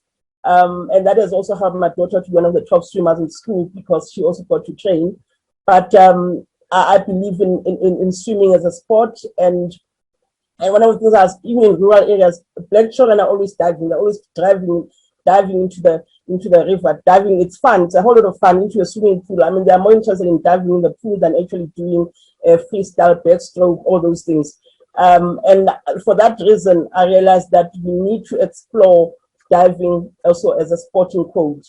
So development of sport is not just about what is comfortable with you as a coach, but it's also linked to what is natural to the constituents of the children you're working with. The second principle is that as soon as they can stand, they must kick a ball. We have Tots and Kids Football Club. We start them from the age of 2. We use and children love it. They see it everywhere. They enjoy participating. We focus on 2 to 17, and we use that age group to also help identify opportunities for them to play for more professional teams. We are having partnerships that we are pursuing. In all that we do, what we do is we have a campaign we call You Go Girl. So meaning in everything, every aspect of sport that we do, we ensure the development and participation of girls, so that we don't have a situation where girls are seen to be mothers or are seen to be or encouraged to go to get married early or to drop out of school. So also for them to be able to explore and extend their potential. The issue of food security is very important in what we do because with sport, wherever we need, we always make sure that we get donations to cook, to make food. So as much as children are and youth are interested in the sport, but some of them actually like the fact that at the end of the game or before the game, they'll be able to get something to eat because food security is always an issue in most communities. Thank you, Juliet. Our time is up, please. Maybe you should just round up your speech, please. Should I wrap it up quickly? Okay, I'll just keep quite a bit. Someone would say, why we bother with Cinderella sports? I then say, it's not for cool runnings. We all remember this inspirational movie. I think it's one of those movies that inspired me growing up. It's not just about school runnings, but it's also because whether you get into a certain sport or you don't, young people, the spirit of adventure and risk-taking would push them into those, it's not sports, into those activities. There's what you call train surfing. A lot of young people have lost their lives, they've lost their limbs, and with the lack of sports development and other things, it's actually worth it for us to go in and explore other sporting activities other than the norm. Okay, and whether they're surfing the train, the waters are not limited anymore. We don't have a situation where the seas are just for white people only. What we can do is that we have an opportunity to explore whatever's available for sports, including surfing. It's better they surf in the sea than they surf on trains. But at the end of the day, they will surf. Someone will say, oh, but why are you not just pushing soccer, athletics, and netball? And I always say, you know what, all our lives as black people, we've been running, ducking and diving, bullets and tear gas. You know, this comes natural. And that's why we are encouraging soccer as a sporting coach. But as a coach and as demonstrators with development and other sporting coaches do, we'd rather pursue the ones that people are not always encouraged to get into. I have, in conclude, building up to the conclusion, is to say that I want to remind us that sport has the power to change the world and to inspire us.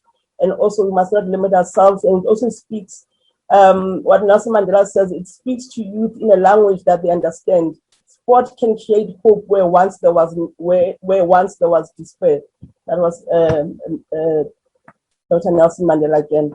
I hope you've learned a bit about sports and development and how it pushed us in the country, and that to pursue us to go forward as a continent, as the globe, to use sport. And I thank you.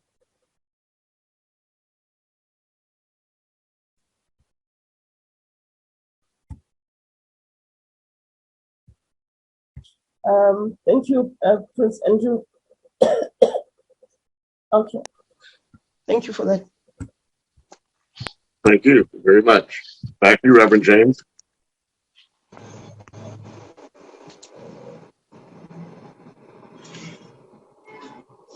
So I'm trying to put up my volume. Yeah. Thank you so much. That's a very wonderful presentation. I think she's loaded and she has already planned herself ahead for this program, the International Day for Development and Peace. So thank you. I can see Prophet Anyan raising up her hand. Please, just 1 minute, please. Can we hear from you? Yes, I'm on the Mute road. yourself and let us see your face, please. Well, I've tried. I'm on my phone. My face comes and goes, so I don't know what problem is. No. But anyway, sorry about that. It was up for a while when I was on my computer, but I wanted to commend everyone on the presentation. This was excellent, excellent. And so the points that really highlighted or jumped out at me is that when a couple of the presenters brought it as a global issue rather than just about Africa. I think that there are a number of cases where it has shown to be, and I won't. How do I jump? I'm trying to drive and do this. But also, I like the point when you brought up the history. I think we have to know the history of all these things to understand the best solutions. So that part was really positive for me, along with the fact that it has been tied to conflict. And the Colosseums, the very wealthy, would of course utilize those champions for their own pleasure and their own profit. And so the idea now that those who now are doing the work want profit, that's sort of a concept that's kind of foreign to the history of it. But I like the fact that it's being brought up. And just one thing that might go forth is that at this stage, because we are about peace and reconciliation and going into a new space and a paradigm shift, that bringing forth the idea that maybe those champions of old who would come forth and they got their freedom when they won, is that perhaps we can have not only more people of color as coaches, but also as owners, because traditionally the owners were those who were wealthy and they were not the players. They were always the wealthy. So if now the players can become represented as the owners, then we might have some more leverage in terms of asking for finances. Thank you. All right. Thank you so much for that contribution so far. Please, we would like, at this point, we would like to everyone to just unmute yourself just to hear from you. Introduce yourself, tell us where you're from, and just say one or two things, please, before we run it up. Then I will start from Stefane Shola, please. Can we hear from you? Sure. Hi, everybody. I'm Stephanie Schuler, and I'm happy to be here. I so loved this presentation about sports, and it choked me up, and I'll tell you why. I have a degree in play. That's one of my degrees. Play, leisure studies, and so you know, it's not prioritized. You don't really tell people because, you know, it's not prestigious. It's not education or technology or engineering. It's play. But play includes sport. Play includes cooperative play and competitive play. And I love so much about what you said, Juliet, how development, childhood development, human development so much can happen through sports and the role models in sports and the teammates in sports. You know, the mixing, you know, the mixing between cultures, between races, between economic levels. There's so much that can happen in sports and games and leisure participation, which is the first place that gets taken away from school. Play in the schoolyard, free play. You know, throw a ball in the schoolyard. That's all the kids need. That's all we need. But we as adults don't play or do sports anymore, not much, you know, and to connect to Prophet Cox, who's all about, you know, indigenous wisdoms and cultural knowledges, you know, it goes hand in hand, the sports and the play. You know, you're out of the intellectual academic mind and you're into physiology in the body, moving and health and wellness and you know, community and interaction and community building. There's so much there, and it excited me so much. And you know, you talked about skating throughout it, and I used to roller skate when I was young. Probably missed, you know. I love that because you know you would hold hands and go around the corner with strangers. dance and music, the arts, the culture, and the sports can, can bring us to holding hands.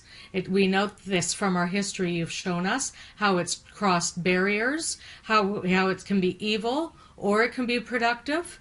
There's just so much. So I'm really excited that found people who legitimize play and sport, who legitimize music and dance. You don't have to speak the same languages to do any of those things, and also those people. I'm completing my doctorate at the University of Toronto in education about holistic well-being and social emotional well-being in particular, because we have a youth mental health crisis around the world. Canada is one of the top 5 countries in the world. Who knew that in a Western developed country that is so, whatever that means, Western and developed. Our kids are struggling in North America, Turtle Island, and around the world. So sport and play, we've got to try all of these ways that we have not been prioritized because they're not on the intellectual academic forum, which my doctorate, it's about labeling, how we label one with a learning disability or behavioral disability from young ages, and that changes our cognitive makeup, that affecting our self-esteem no matter where we are in the world. So your care for who our system has labeled disabled, which is a deficit model, an asset model, Juliet, like you go just with the kids where they are. It doesn't have to be soccer. It can be skipping, like one of the best exercises in the world, whatever it is. Go with the kid, and it doesn't have to be competitive. You just, support fitness to other. Thank you. So anyways, that's that. Thank you so much. Because of our time, we don't have much time. Please, Ambassador Lloyd, please, can we hear from you? Can you please unmute yourself? Let's hear from you, please. Can I comment just quickly? Go ahead, Julia. Just one sentence to say that is why we also do indigenous games, where that also includes skipping and other fun activities that are not competitive. I didn't say much about that. Thank you, though. Yeah, actually, I wanted to mention that. So my name is Lloyd Helfrey. I am here in Toronto area as well, along with my colleague that just spoke, Stephanie. And so we are working together to try to actually build this, what we call the Unity Network. And so I just wanted to say hello, and I really love this event as well. I think the presentations were fantastic. Actually, what I wanted to follow up in terms of what Stephanie just said is Albert Einstein once wrote, everybody is a genius. If you judge a fish by its ability to climb a tree, it will live its whole life believing it's stupid. And so I think that's something that we can remember as well as we move forward, because even sports, look, there's the Paralympics now, so people can excel even though they may have a disability.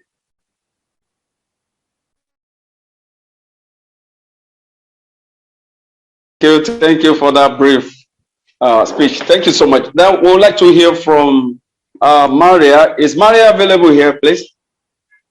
Well, actually, Mark has yes, somebody's Mark P. Was somebody's raising up hands there? Mark, Mark P. Yeah. Hey, I just want to commend over here Andrew and James. Okay. This is by far one of the good presentations that I've attended, and the messaging that has come through in terms of sports is phenomenal, if I might say. It's just phenomenal. There's a lot that can be done from a sport perspective, and as I was listening to Juliet, and I'm forgetting the name of one of the coaches who was speaking prior to Juliet as well. There's quite a few things that can be done and taken into consideration over here. I'll just give a brief introduction about myself as well. Alongside Lloyd and Stephanie and Carlos, I'm also co-founder of UnityNet.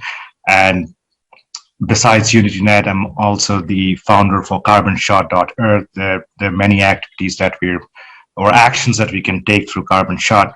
But from a sporting perspective, the way it hits culture, community, and people, it is extremely powerful. And perhaps not at this forum, but outside of this forum, Andrew, and even Lloyd and Stephanie, we should speak. There's a lot that can be done on this. And somebody mentioned that there's the Olympics, which are getting hosted in LA. I don't know if it's this year or next year. I'm not very sure. But this should be something that we should look at, and we should look at potential avenues of where we could contribute, where we could join hands. And there are a lot of hands over here on this forum right now, and there can be many more hands beyond this forum as well, which we should look to join together and look at what can be done at the Olympic at that stage, because that is a big stage, and a lot can be focused back into continents, into regions, into communities where we can build this belonging through sport. I just wanted to say that, but I will touch base with you folks beyond this forum as well. Thank you. Well, thank you so much, Mark. I did raise my hand to reply. Firstly, I do want to let you know that the organization I represent, I'm here in Los Angeles, and the organization is the 5 Points Youth Foundation, spelled out 5 Points Youth Foundation. But it was actually founded in 1984 by Diane E. Watson as the Diane E. Watson Semi-Pro Baseball Authority in 1984, because it was intended to provide youth here in Los Angeles, in particular, those from underprivileged communities, an opportunity to engage themselves with major sports. But looking ahead, it is actually in 2028 when Los Angeles is hosting the Olympics, but we've already launched a campaign right now, Mark. So I do want to ask if Lloyd and also Pastor James could set up a WhatsApp group just for the attendees here and the speakers, because I would like for us to have an action plan going forward as a group. Thank you. Yes, just to add to that, Andrew, what you mentioned, thank you for confirming the year 28. This gives us ample time, but I think if there's something within that time, I don't know if we have the Pan American Games, I'm sure that'll happen prior to that, but this has just given me a few ideas, and we should talk about that. Yeah, I love this. This is great. Well, also, just to let you know, we are actually campaigning for the World Cup here in Los Angeles in 2026. Which World Cup is that? Pardon? Football. Which World Cup is that? Soccer. Okay. Yes. Awesome. Yes, okay. We're so. But Los Angeles now, as you may know, we just recently hosted the Super Bowl here. We have multiple stadiums here. We have multiple sports organizations whose very mission is to do what we're asking ourselves to get done. So I'm asking you, Paul, to help us, again, leave no one behind by being the samples of the examples, and let us be the ones that lead the way to change. Thank you very much. Back to you, Pastor.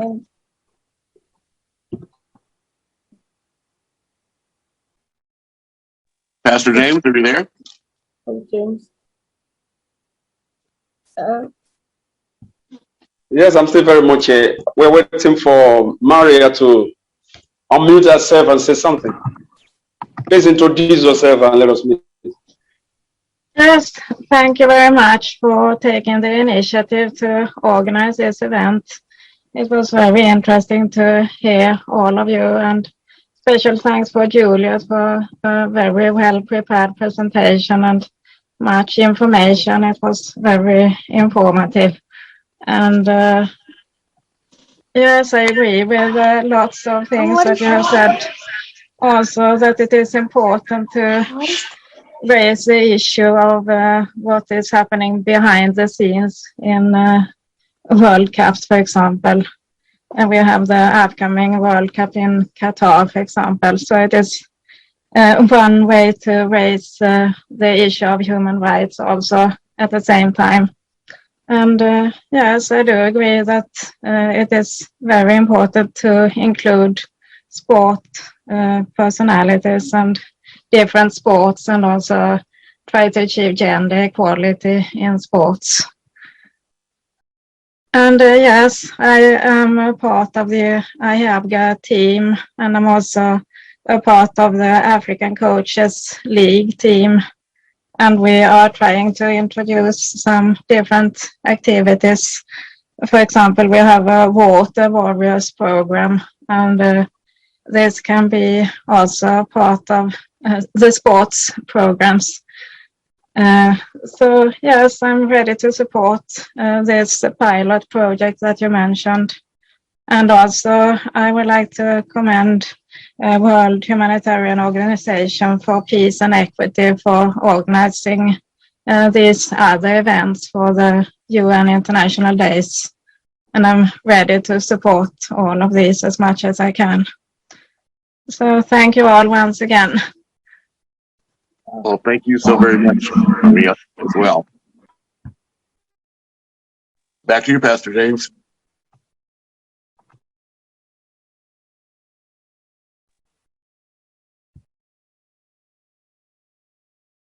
All right, thank you so much. I'm trying to copy our WhatsApp group, and I've already shared it in the box. If you can use that to join us on WhatsApp for continuation of this topic we have just put on board today. Please, I would like to hear from His Lordship Vanda Mewa. Is it Mewe? He has been here since the beginning of this program. Please, I would like to hear from you. Please, can you please unmute yourself and let's hear from you, sir. Vanda Mewe. Yep. Sorry, I didn't recognize that you are talking to me, but I think. Welcome, Hagrid. Thank you so much. All right, let's go ahead, please. The thing is, of the people that's convened here on the Zoom call tonight, and to introduce myself properly, my name is Heinrich van der Merwe. I'm from South Africa, live in Vanderbijlpark, and my speciality is agricultural and industrial engineering for the agricultural sector. Okay. I think that the most important remark to make tonight is the responsibility. That's the connotation to what we are trying to achieve. We are advocating responsible world citizens. We want to foster responsible world citizens. And there's no better way to do that as to create ambassadors.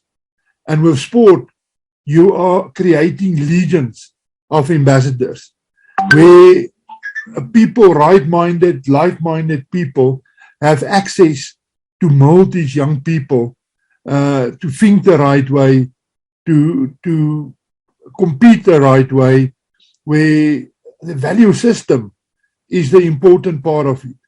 And we don't subdue the ingenuity that goes with it, the personal touch that goes with it. So I think that, creating and participating in endeavors where we can mold the clay that is going to run the world. Nothing can be more important than this. Thank you. Well, thank you very much. Thank you. Can I make a single comment on that? Go right ahead, Juliet. Go ahead, please. Yes, I'll be brief. Andrew, thank you for that. One of the things, just to make you aware, that we have what we call the 4D value system, which we use across the board, whether it's on a 5-year-old or on a 25-year-old. We focus on discipline, dedication, desperation. Someone will say desperation is negative, but we're saying you need to be desperate enough to win. So we use the sporting principles. If you're not desperate enough to win and succeed in life, you cannot be part of our teams as a development organization, not just in sport. And the other one is dependability. We've had to include dependability because comes a point where when people receive a certain level of comfort or victory, they get complacent and they're no longer dependable. So the whole thing of introducing values is critical. And one of the things that we looked at that, Henry, you know that your average South African or white South African was conscripted to go to war or to go to the military. So where they receive certain discipline. So we use sport as a way of inculcating the culture of discipline that we normally wouldn't find in a Black community. So as much as we encouraging fun, competitiveness, and development and change, we also strongly advocate for discipline. And we bench you if you have to bench you. So the value system is very important. It's easy for people to adhere to value systems where they feel that they belong. So I fully agree with you. And it's one of the things that we apply even on 2-year-olds, even on 5-year-olds, the 4D principles right across. Okay. Thank you so much for that contribution you have just made. We don't have time again because of the time frame given to us here. We still have more people on board that have joined us since. That's in one way or the other supposed to talk or make contributions to this, but we don't have much time. And that is why we have just put a WhatsApp link. I have to contradict you because we control the time. Okay. So what I would like to do is if there's anyone else here who has not had a chance to introduce themselves, please take this time to briefly introduce yourself and make your comment about today's topic, if you would. I'm not going to call you individually unless you don't raise your hand. Andrew, may I? That's good. That's good. All right, Erwin, go ahead. Yeah, my name is Ron Rusley. I'm with the Rusley Institute in US here, New Jersey. My comment is actually about something that we shouldn't forget about is that the poor people in Africa or many underdeveloped countries, they probably need some kind of help from us in terms of many of the situations where they can use some of in the sport. I'm talking about sport now. That a lot of them, we can send them some equipment, something that they need over there, whether equipment, whether empowerment through the information dissemination to this youngster who are poor right now, who cannot have they cannot afford doing anything. So one way that I'm trying to work on this is trying to donate some item that either for this youngster to be equipped in the area of the sport. So whether it is soccer ball or whether any equipment that they can use to develop their talent over there, so that they can practice, they can have instruction from the expert coach, for example, from here, and record it and then send it to them so they can learn any soccer system, anything that sport that they would like to develop. So I've just encouraged something that they can level playing field. So I think I would like to suggest that this is something that we have to remember also, how we can empower some of these young people who at the present time are poor. Thank you. Thank you so much for that new development. I think those in sports knows what to do, and it's a good project for them to know because they need support. If they are encouraged, they move further. So next, the Ambassador Andrew, I think you're calling them over to you, please. Well, thank you. Just to address the issue that you raised, Erwin, I really believe that what you are as a business entrepreneur, you have a responsibility to show ways that you are willing to make the commitment, and you have been doing that. I would ask that you contact Edrum Kennedy and Janet Da Silva and Maria, or even myself, because rather than being on the sidelines, I think it's important that you get in the trenches. So we're inviting you to be a contributory to this. But specifically, I would like to ask Andrew Kennedy ways that businesses can come in to support your activities, because what we have to do is connect the dots between the youth and those of us in the humanitarian space and civil society with businesses. All too often, it is businesses that have a larger annual gross income, larger than some countries. And we've just gone through what's called COP26, where the world has focused on the inequalities of climate change and the impact on it. Just in the past 48 hours, the United Nations has told us again that we have to force a change.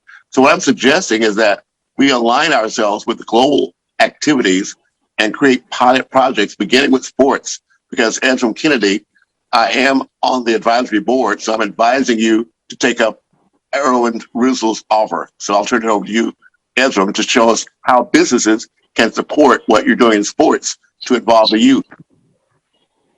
Thank you, Dr. Andrew, and I also thank Mr. Rossley for this brilliant support.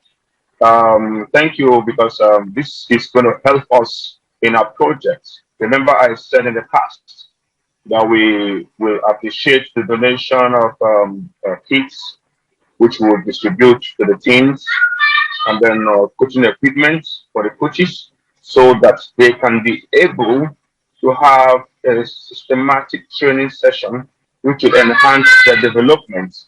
You know, so this is one of the ways to support what we do.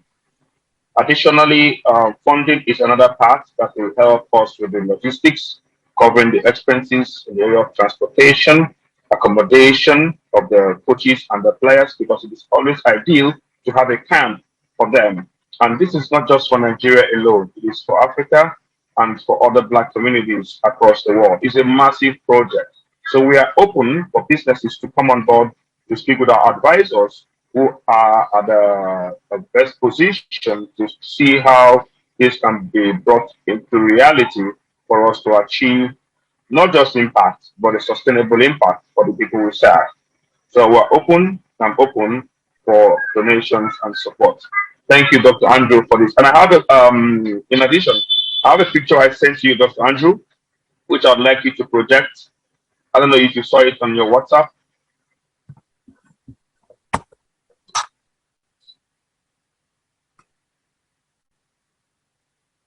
Hello, Dr. Andrew.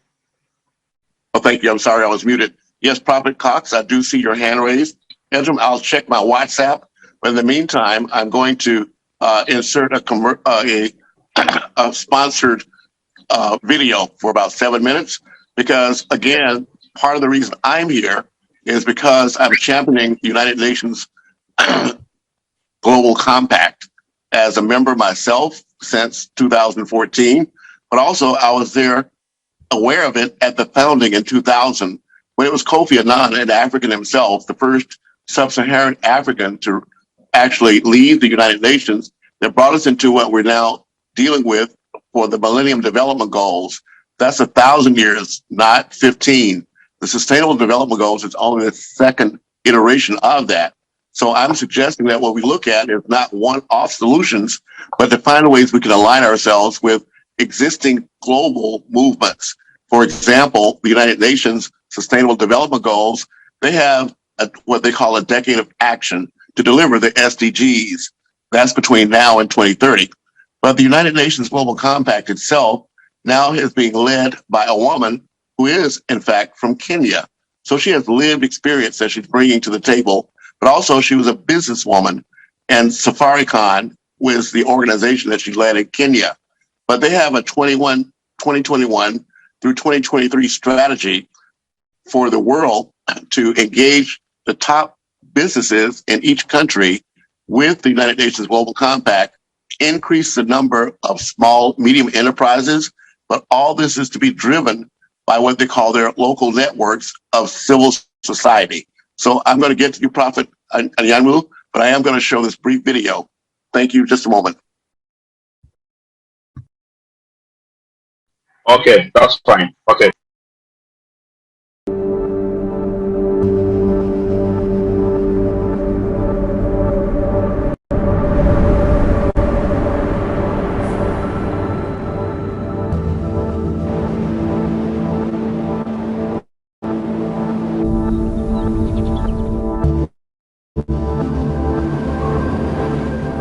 As a human family, we've had an enormous wake-up call to how connected we are with a tiny little virus that comes along and shuts us down. We all live in this world together. The same blood flows in me and any other person. We're facing the challenges of an ecosystem that is stressed. Things are not moving as fast as they should. Things are improving, but not as fast as they should.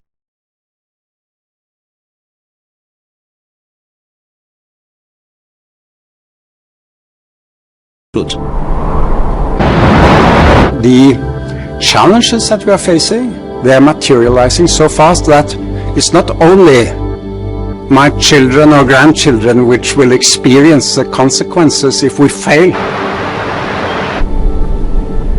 To do it, we need to do it together. Collaboration, north, south, east, west, you know, black, brown, white. Strengthen the diversity of the human family is what we need right now to get us past this incredibly difficult time. Might sound like it's impossible, but you know, that's what we work towards, making the impossible possible. 20 years ago, a small group of United Nations and business leaders came up with a visionary proposal.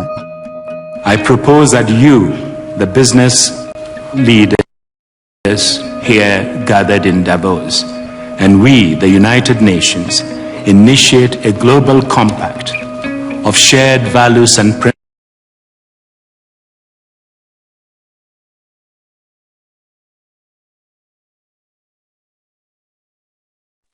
Technology is only great when it works. Just bear with us. Thank you.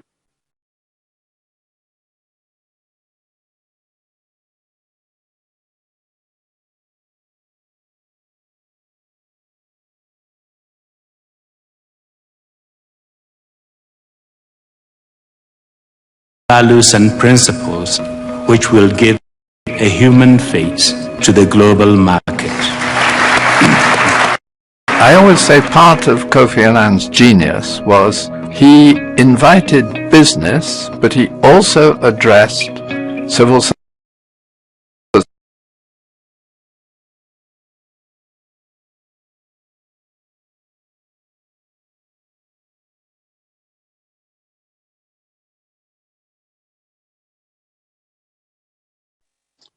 And yes, I'm here in the heart of Los Angeles, so we have technical Society and all over labor the world.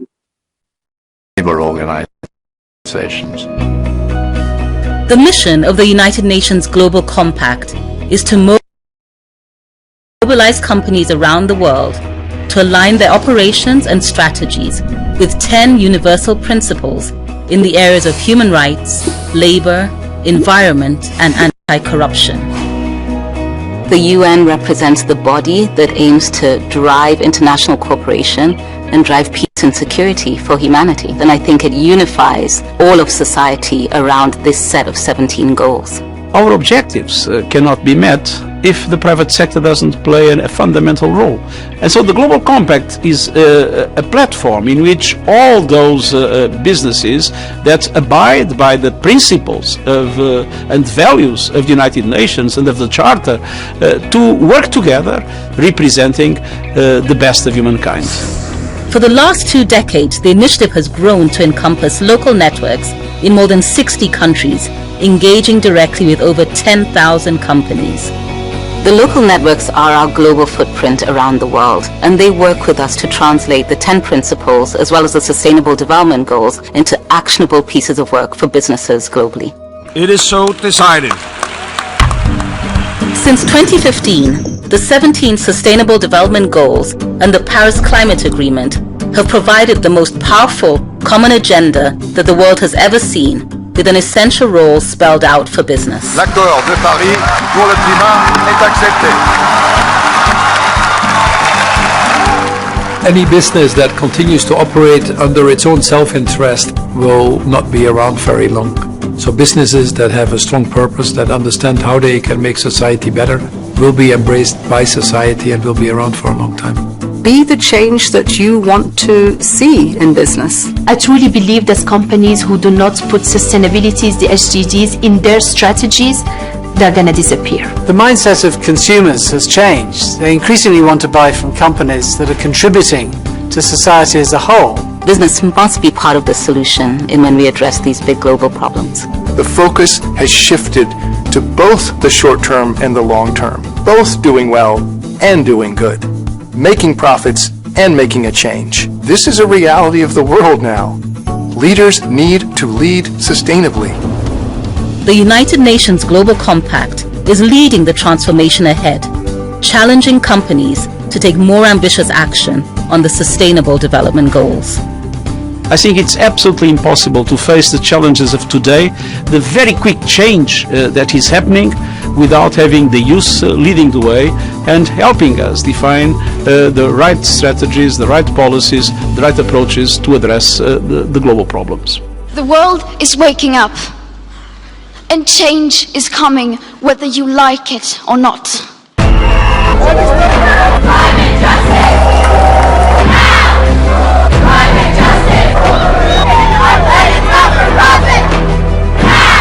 The world today has got more opportunities than it has the challenges that can be overcome by the opportunities that we have.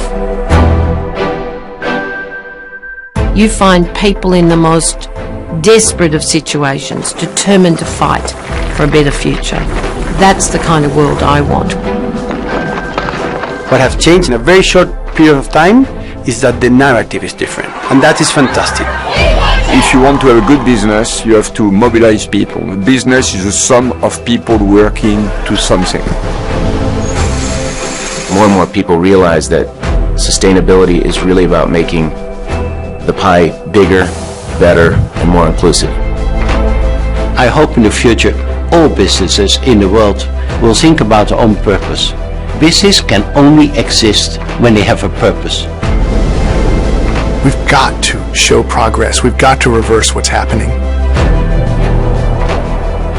I see the Global Compact as an incredible organization working together with businesses to build a more sustainable world. We are united across the globe, for the globe. We're united despite our challenges, no matter how daunting the task may seem. We are united by possibilities because this is bigger than one business, because we are better together. We all have the same job. We are united in the business of a better world.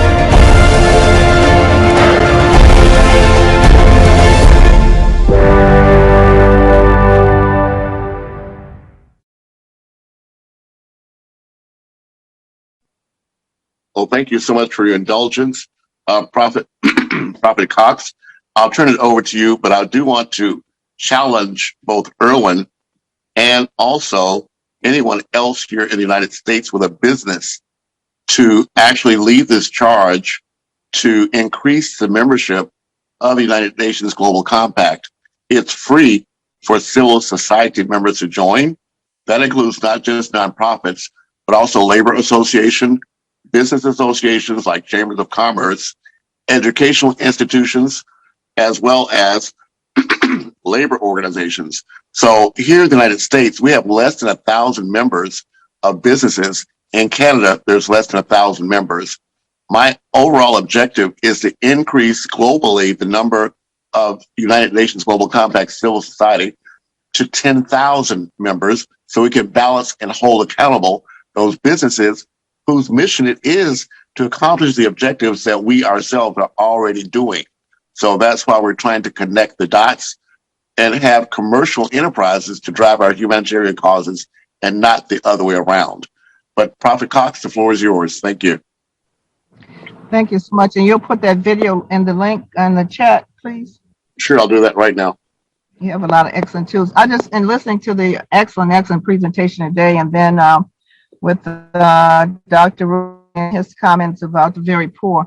So what comes to my mind, and even the video that talked about a daunting task. So here's what I believe about the daunting task, that it goes from in utero to transition or death or whatever, because they're finding that young people learn, they they start reading earlier just because their mother starts reading in the womb. So certainly with women and girls to be engaged at whatever level, whether they're pregnant or not, and whether they're elderly women or not. There are bikers and other physically fit people who are well in their 90s. So to be able to include at all levels, I know that youth is a priority, but also that the companies that fund can come up with some funding in terms of meeting some of that population that is underserved, extremely poor, that don't have anything else. In Dollar Tree yesterday, and I picked up something that I hadn't seen in a while called a hula hoop. I don't know what it was made out of, but it wasn't made out of what the ones were made out of when I was a kid. But it is something that you can exercise with. If anyone, those who know what a hula hoop is, I think Stephanie mentioned a jump rope. There's some real simple things that kids in a rural area can do. There are those who even are professional sports people who do fitness that requires no equipment. So some of this does require training. So clearly we need some trainers or those who are trained even in the basic communities around some basic things that will get young people started, pregnant women, whatever started, helps to deal with stress as well. I'm Prophet Anyanu Cox. My passion, of course, is optimal health in mind, body, and spirit. I've seen people who were amputees or quadriplegic, and they still were doing fitness and doing some different kinds of fitness and sports. So the whole comprehensive, integrative, inclusive, global, those are the words that come to mind, and leaving no one behind, which should mean also old people, which I happen to be one of them. But just to know that just because a person is in their 70s, 80s, 60s, whatever, for my grandchildren, 30 years old. So just to keep it integrative, comprehensive, inclusive, global, and truly leave no one behind, and to seek some of these solutions that may be able to even be done on the ground, like a jump rope. Even this hula hoop, I don't know what it was made out of, but it's just a circle you put around your body and shake it, kind of shake it. But it is a fitness because I did it when I was younger. So a lot of those dances, another one, things that can be passed on even within the community. And so again, mind, body, and spirit. And of course, the mind, emotional piece is having people encouraged enough to know that they can succeed. And so then the success does not have to be what I say it is. It's but you get the picture. So thank you for putting that in there. You have a lot of good videos, so I would like some of those. Thank you so much. Sure, Erwin, I see your hand raised. Before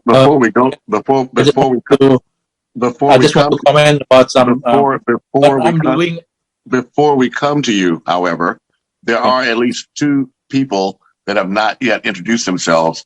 Regan, are you there? Can you unmute yourself and introduce yourself if you'd like to at this time? And Gemma, you've also been here with us through the duration. So if you like now, please introduce yourself. And then Erwin, please go right ahead. Gemma, or would you like to introduce yourself now? Or Regan? If not, okay, Erwin, the floor is yours. Yeah, I don't know if I get sound properly. Can you hear me? Yes, we can. Thanks for joining us. Please. I'm actually with the Unity Culture and Diversity Network. I work with Lloyd and Stephanie from Canada. I'm in the Calgary area, and I'm very glad to join the presentation about sports and hope for better business and connection with humanitarian causes. So it was like really interesting, gave me lots to think, and thank you. So glad to be here. Thank you so much. Regan, are you there? And would you like to introduce yourself? If not, Erwin, we'll get back to you. Yes, I'm here. Regan, okay, go ahead, please. Okay, my name is Regan. I'm from Tanzania, and I actually work with different organizations, civil society organizations here in Tanzania, and I'm currently working with Open Mind Tanzania, and also initiate a foundation that's always focused on the youth and people living with disabilities, and actually with children. In Tanzania, it's called Regan Foundation.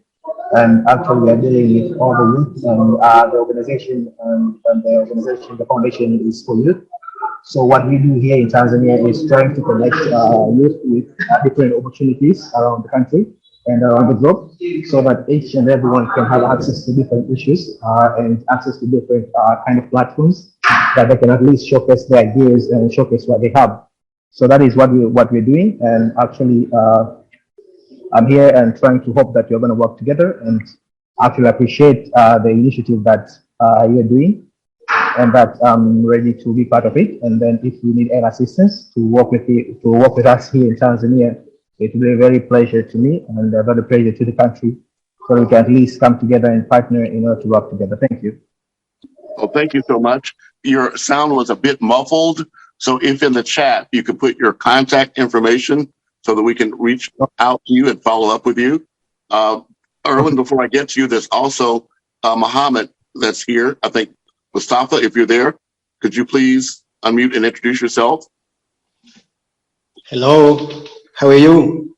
At least fantastic. Assalamu alaikum. Please go right ahead. Okay, I am Mohammed Mustafa Sanko from Guinea Conakry. I'm glad to be with you for this wonderful presentation, this concerning sports. I thank Madam the presenter, Juliet. Thank her so much. It's a learning zone. I've learned a lot, and I think everyone during this presentation has benefited a lot. We just pray that the aims and objectives come to pass. Thank you very much. I'm working with UnityNet, Africa and Diaspora, as the head of Guinea chapter, and also co-founder of a health NGO here in Guinea, Conakry. Thank you. Well, thank you. Also, you may notice that we do have people here that speak languages other than English. So one of the key efforts that I'm undertaking is to make sure we have multilingual representation of our content. So at some point, we will begin engaging interns that speak English, write English, and one other language to become part of what we call this Andrew Networks. Technically, the Andrew Networks is a viral brand, and it is, in fact, now being able to spread our work through our Facebook group, the Ayagba Network, but we do have Ayagba TV that's coming online shortly. So all the content that we've been producing for the last 2 years will become available as we are able to get editing assistance to make sure we are packaging it as professionally as we possibly can. Because at the end of the day, our social media is fine, but we still have to reach the broadcast media. That means our material has to be at least as professional as theirs are. But we do have avenues like TikTok and others that allow our youth to demonstrate their skill sets to begin producing public service announcements on behalf of causes like ours that we can then give them credits for in their own bio, if you would, but also give them credits whenever we rebroadcast their content. So it gives them a wider exposure. So Erwin, please go right ahead now, and I'll turn the floor back over to James. Thank you very much. Yes, I just want to clarify some item. What I'm doing actually, I'm trying to do drive as far as collecting item for donation. So this is something that I'm hoping that can do. Right now, I'm starting this drive for Sierra Leone, that for school. So right now, what we're doing, for example, is collecting, doing the drive for some notebook, for some pencil, some desk. So this kind of thing that we just gathering together. So it is not my enterprise or anything. I have an institute right now dealing with poverty alleviation. So we try to address many areas, especially in Africa. So we try to do a lot more comprehensive integrated method. So this is including providing some of the necessary item that the youngster, the student need over there. So this is one of the first steps that we're doing, trying to do with the Sierra Leone, and then for the school. So I'm trying to do the same thing with the sport equipment facilities and so on, that we can send it to them. So I'm just more facilitator for drives to collect and then send it to the country we would like to target. So just want to make sure it's clear. Well, We would thank like you. to have together the power of many. Thank you. Well, thank you. In the chat, I put a link to the Saga Foundation. Both Ambassador James and I are on the advisory board of the Shola Agboola Goodwill Ambassador Foundation in Lagos, Nigeria. However, Shola has been responsible for delivering over $50 million worth of donations from computers to medical equipment to school supplies from corporate donors and governments in Canada through his organization. It's not that they have the funds, but they do have the trusted credibility to get these things done. So I would suggest, Erwin, if you'd be so kind as to just briefly submit or share with me or James an email that would allow us to begin a paper trail to align our efforts together. Now I'm going to briefly share my screen for Kennedy, who asked me to share this with you, and I'll turn the floor over to him briefly and then back to Pastor. Thank you. Thank you, Andrew.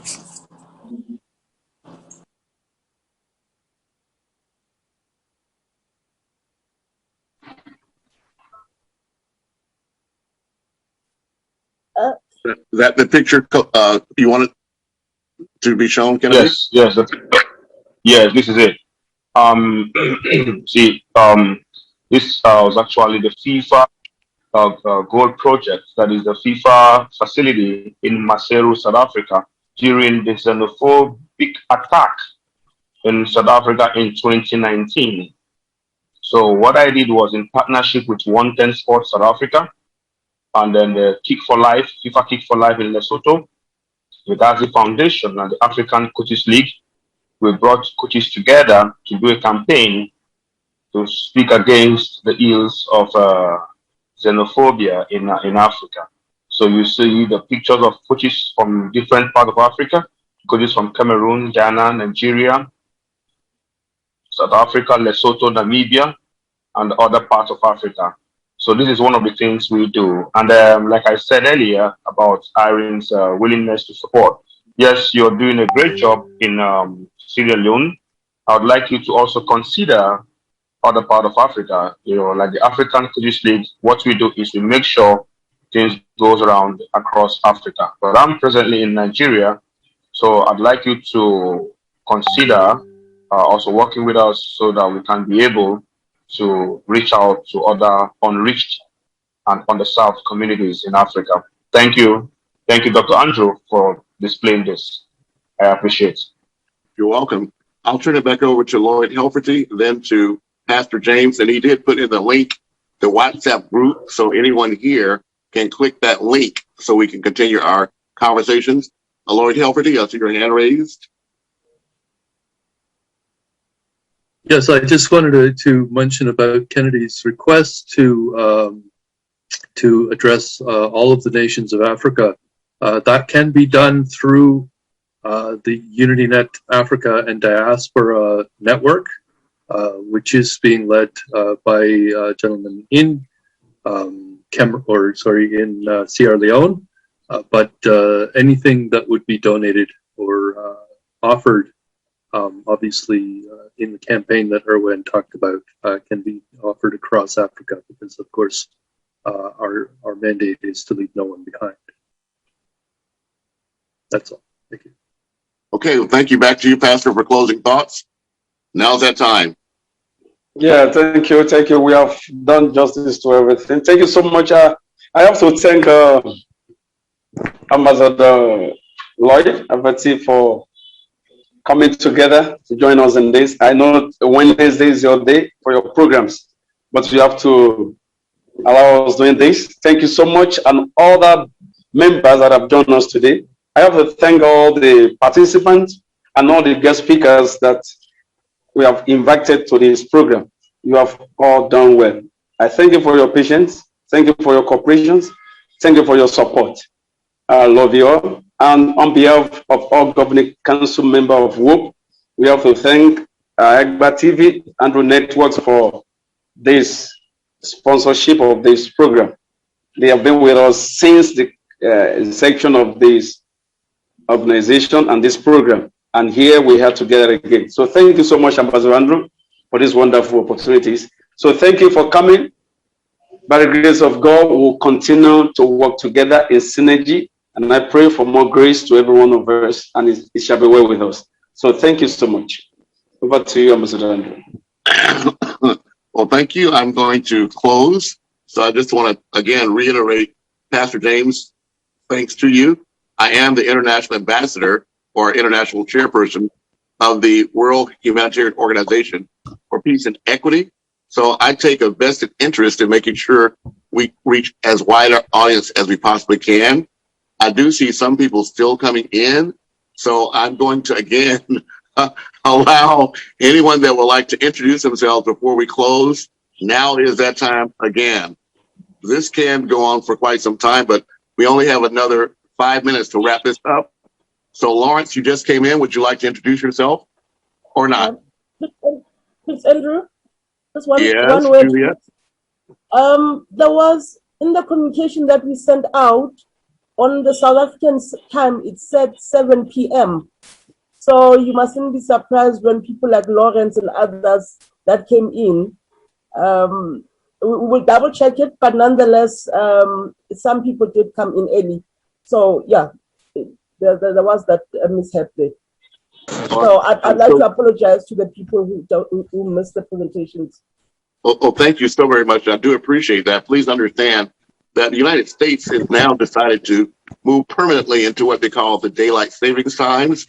But until recently, we would shift our times from 1 hour ahead to 1 hour back. So it has caused confusion around the world. So if in the future you do see any discrepancy in the time, please alert us immediately so we can address that. However, when people register, it should show their local time, and that, I believe, is on a worldwide scale. But thank you very much for that comment. Gabriella, I see your hand raised. How are you today? Thanks for joining us. Yeah, thank you so much. I appreciate the organizers for such a great and successful meeting. I just want to introduce myself. I'm by the name Malaika Gabriela from Uganda, a member of Unity Net Africa and Diaspora. And I serve at the continental level and at the chapter level Uganda. And I also head and run an organization that advocates and supports the vulnerable elderly persons and the orphan vulnerable children. So what you've shared today it's a great idea spot. Actually, the facilitators and the presenters, we've learned a lot this evening on what you've shared. Our sports will only not be for the children, and I think it's also important we get to exercises done with the older persons as they age with strong bones, with strong backs. They can do this aerobics every morning, maybe every evening. So it has been a very good platform for us to learn. I've been listening and taking my notes, and I thank you so much, Madam Juliet and your team, for organizing and teaching us what we had to know in such a time and season. That's all from my end, Prince Andrew, and thank you so much for your time to allow me to introduce myself. Today I'm brief. Thank you, sir. Well, you're welcome and appreciated. But just one clarification, Reverend James, it's actually Erwin who has now made a commitment for these Wednesday meetings that Lloyd orchestrated and I facilitated. So technically, we have to all thank Erwin for sharing this time that would normally be his time with all of us. Richard, Lawrence, I see you came in. If, again, you'd like to introduce yourself, now's that time. Otherwise, we're going to move to close. Lawrence, are you there? Can you unmute yourself? If not, I'm going to put into the link into the chat, the link where I'm going to put into the chat, the link where this will be rebroadcast so that you can either share it or you can go there to hear the parts that you didn't hear before. So Pastor James, I'll turn it over to you for closing thoughts. The ball's in your court. Sorry, just to interrupt, there's a couple hands up right now. Oh, thank you. Thank you so much. Yes, if your hand's raised, please go right ahead. Let's see here. McPherson, I think Gabriella already had a comment. So, Mavola McPherson, could you unmute yourself, please?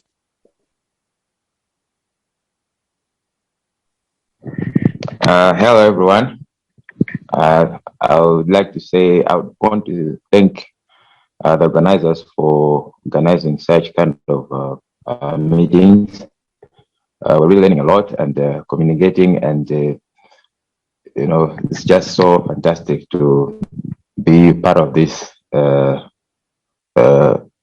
organization. So, yeah, my name is McPherson Mvula. I'm from Malawi. I'm also a member of UnityNet. Yeah, I'm specialized in IT and graphics. Thank you very much. Oh, thank you. Also, if you came in late, I just posted the link for the WhatsApp group for this particular day's group that's meeting here that are working together specifically in an ad hoc basis dealing with sports. So this group, even though Pastor James has invited you to the group where we have speakers from our other activities, I believe we will eventually branch off just to deal with this particular group. But thank you so much. I believe that was the last hand raised that I can see. So with that, Pastor James, I'm going to screen share again our global. Oh, perhaps before we go, we can all show our videos and give a wave goodbye, and we'll take it out that way. Ball's in your court. If you like to, now's that time. Thank you so much, Andrew. And James. Not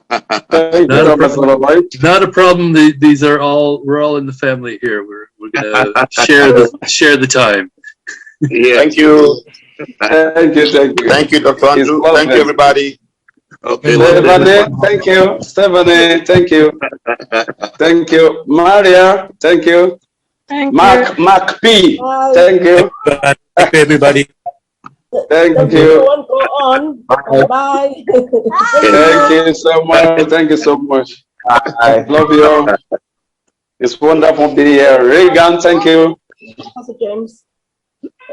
Okay. All right. That's a wrap, everyone. We're going to call it a day. Thank you so much for your time. Thank Have you. a wonderful day. Bye-bye, Ambassador Andrew. Bye-bye.